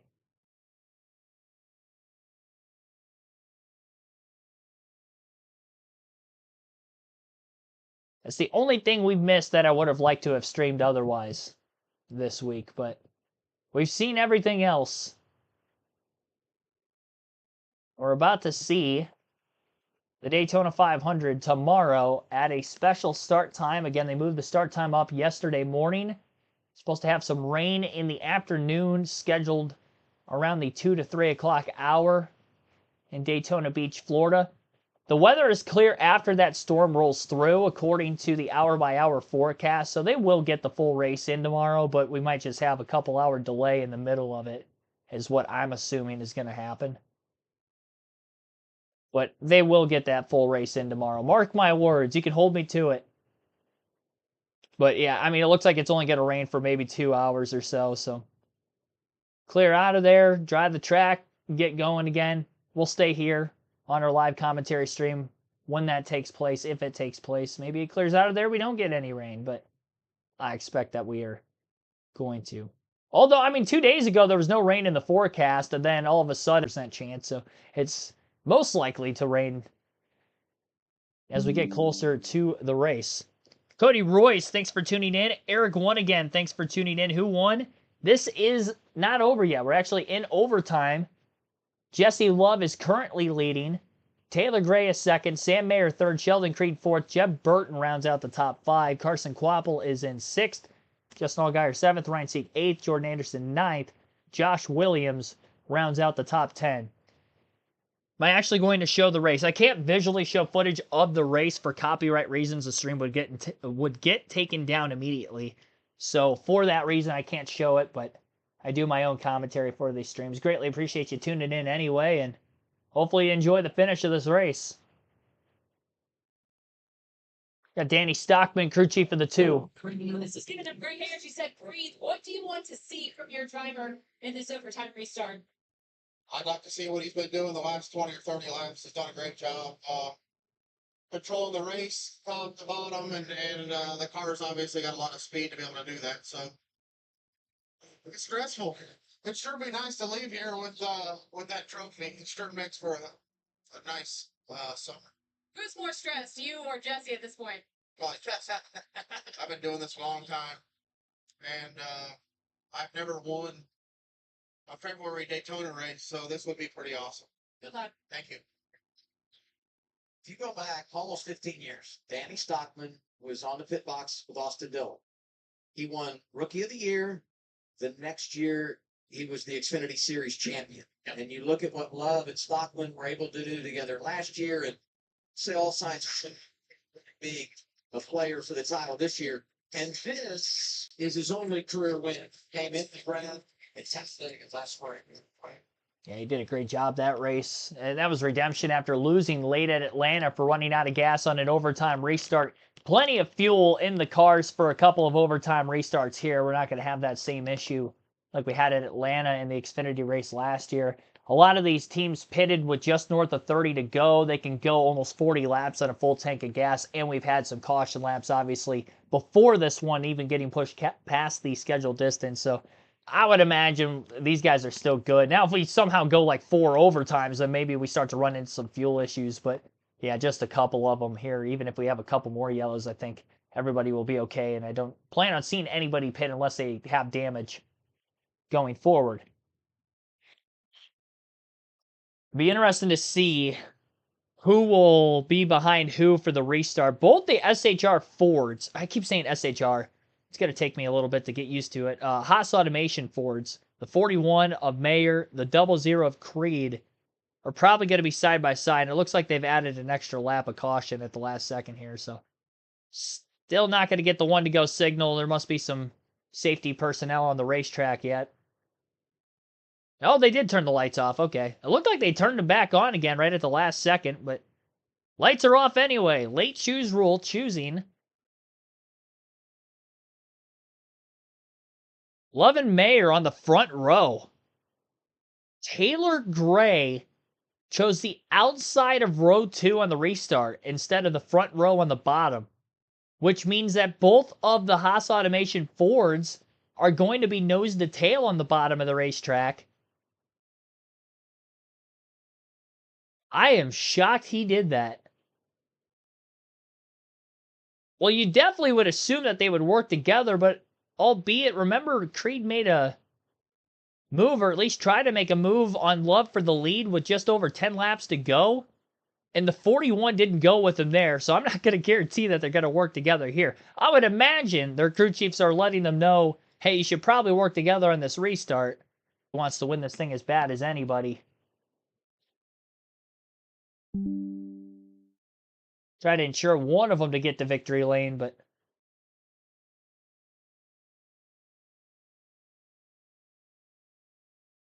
yeah, this is going to be interesting. Josh Williams quietly is up in the top 10 inside of row 4. Haven't really seen him at all today. The one of Carson Kvapil survived the last wreck. He's inside of row 3 in contention as well. Justin Allgaier we haven't talked about in a while. Surprisingly didn't have more damage from that wreck. He was the one that was pushing the 88 before the 00 of Creed had cut him off at the last second, starting the crash. A donut on the left side door of the 7's all the damage he had. He's outside of row 4 for the restart. Pace car pulls to pit road, 2 to go. And it's going to be Jesse Love versus Sam Mayer for now on the front row. Green flag back in the air. Our first overtime restart attempt. Jesse Love tried to pull to the bottom immediately and does. That's going to keep the outside lane synced up, so we'll see if Taylor Gray can move forward off the front bumper of the 27 of Jeb Burton. Jesse Love is now the one getting pushed by the 41 as they work their way off of turn 2 and down the back straightaway. The Haas car still nose to tail, and the 00 will push the 41 on the back straightaway. Jesse Love fakes high, goes back to the inside, entering turn 3. Ryan Sieg splits 3 wide around the outside of Justin Allgaier. 2 by 2 at least from second on back, 3 wide in the middle of the pack. Kind of back half of the top 10, off turn 4. Coming for the white flag. Jesse Love still leads the race as they enter the tri-oval. Allgaier gets turned. We got a wreck, but I think it's going to be after the white flag. Caution is out. The big one in the tri-oval transpires around Justin Allgaier. His car is smashed in the middle of it. I think Jesse Love got to the white before the caution came out. We're going to have to wait for official word here from NASCAR, but to me it looked like he got to the white flag and the caution came out a little bit after. If that is the case, the race is over and Jesse Love will be the winner. With Jesse Love leading. Yep. Yeah, the caution looked like it was out after the white. It's just patiently. Yeah, he got it. It looked like it from the naked eye. On the radio, there it is. Jesse Love is going to win the season. Daytona, that's winner number 10 for Richard Childress Racing in the Xfinity Series at the World Center of Racing. Well, he did. 4 February wins in a row in the NASCAR Xfinity Series. Jesse Love will win this one after Austin Hill has won the prior 3. Checkered flag waving. Love is a winner. Hate to see the race end under yellow, especially that early into the white, but at least we only had the one overtime restart and it didn't get monotonous there for a while like we've seen in years past. Congratulations, Jesse Love. Career win number 2 for the number 2. Sheldon Creed surprisingly did not get scored in second. It looks like Sam Mayer was in second place when the caution came out. Our official results on our raw feed are going to be unofficial. Obviously, NASCAR is going to have to sort this out. We'll probably see some changing of position. 2 hours, 32 minutes, 17 seconds total time on today's Xfinity Series race as we went a few laps past the scheduled distance in overtime. 125 laps, I believe, is what we ended up with. 5 laps past the scheduled distance. As far as the total amount of cautions, that last yellow on the final lap led us to 8 cautions, which was the same amount we had in the truck race yesterday, but more laps in this race. It was a relatively clean race up until those last couple of restarts in the final 5 laps. Seeing how this wreck started, it looked like Allgaier just got turned right in the middle of the tri-oval. Somebody was pushing him in the area of the racetrack where the cars are the lightest. Allgaier goes around, hooks the car underneath him, and melee from there.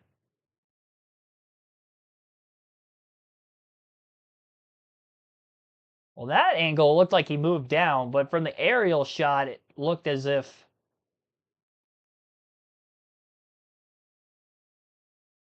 Allgaier got turned.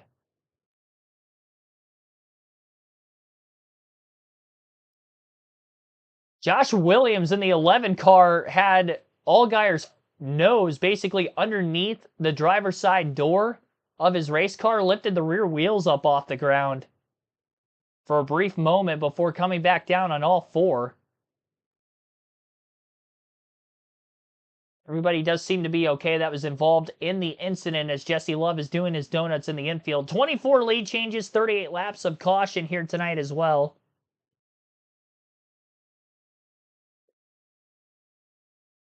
In the United Rentals 300.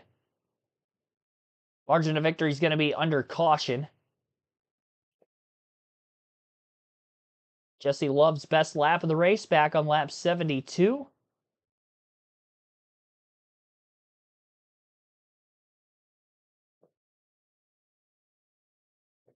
"30 laps led for Jesse Love, all of which coming after his teammate Austin Hill had dropped out of the race earlier.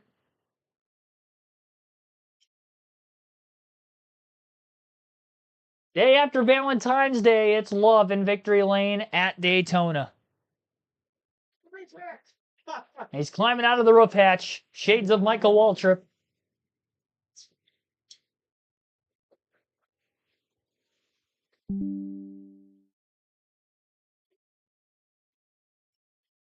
We talked to Danny Stockman, the crew chief, earlier today. He said, I'm telling you, he switched on.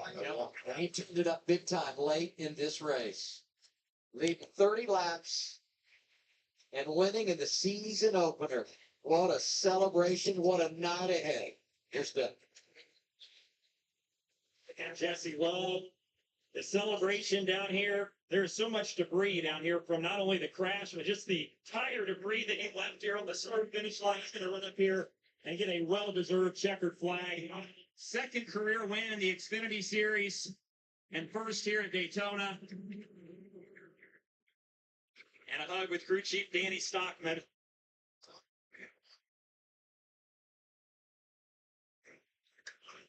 Hey,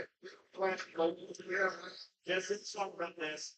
That restart move, when you got down in front of the 41, did you realize how close that was, and why did you feel like that was the right move to make at that time? I just listened to the guy up there, Brandon Benesh. I am so out of breath. Oh my gosh, my breath. Man, just so thankful to the good Lord above put me in this position. So many people have helped me get to this point. Billy Venturini, Shane Rush, the people that taught me how to race here at Daytona. Thank you guys. And Art ECR, Richard Childress Racing, everybody back and welcome. Bummer what happened to 21. I'm not sure what happened, but he was really dominant tonight. And, we're working on changing our culture here at RCR. We're winners. We know we are. We all want to win a championship for Richard Childress. So, man, that thing was as fast as Xfinity Mobile. And I'm ready to go get to Atlanta, I think, now. So, it was awesome. You obviously saw how good your teammate was. When he went out, did that give you even that much more confidence that you had the same quality of race car and the same ability to do what he did at the front? I couldn't see him, he was so far forward. And, man, once I got up front, I think Danny wanted to take sixth there behind the Haas cars, but I had to see what this baby had out front. We didn't get to qualify, and it takes me a little bit to get up front sometimes. I'm trying to play chess nowadays and not checkers at Daytona. So, man, I'm lost for words. It's Daytona. I always cry here when I do the national anthem. I'm starstruck. I love Florida. Thank everybody for coming out tonight. This place is super special to me. And you guys are as good as Talladega fans now.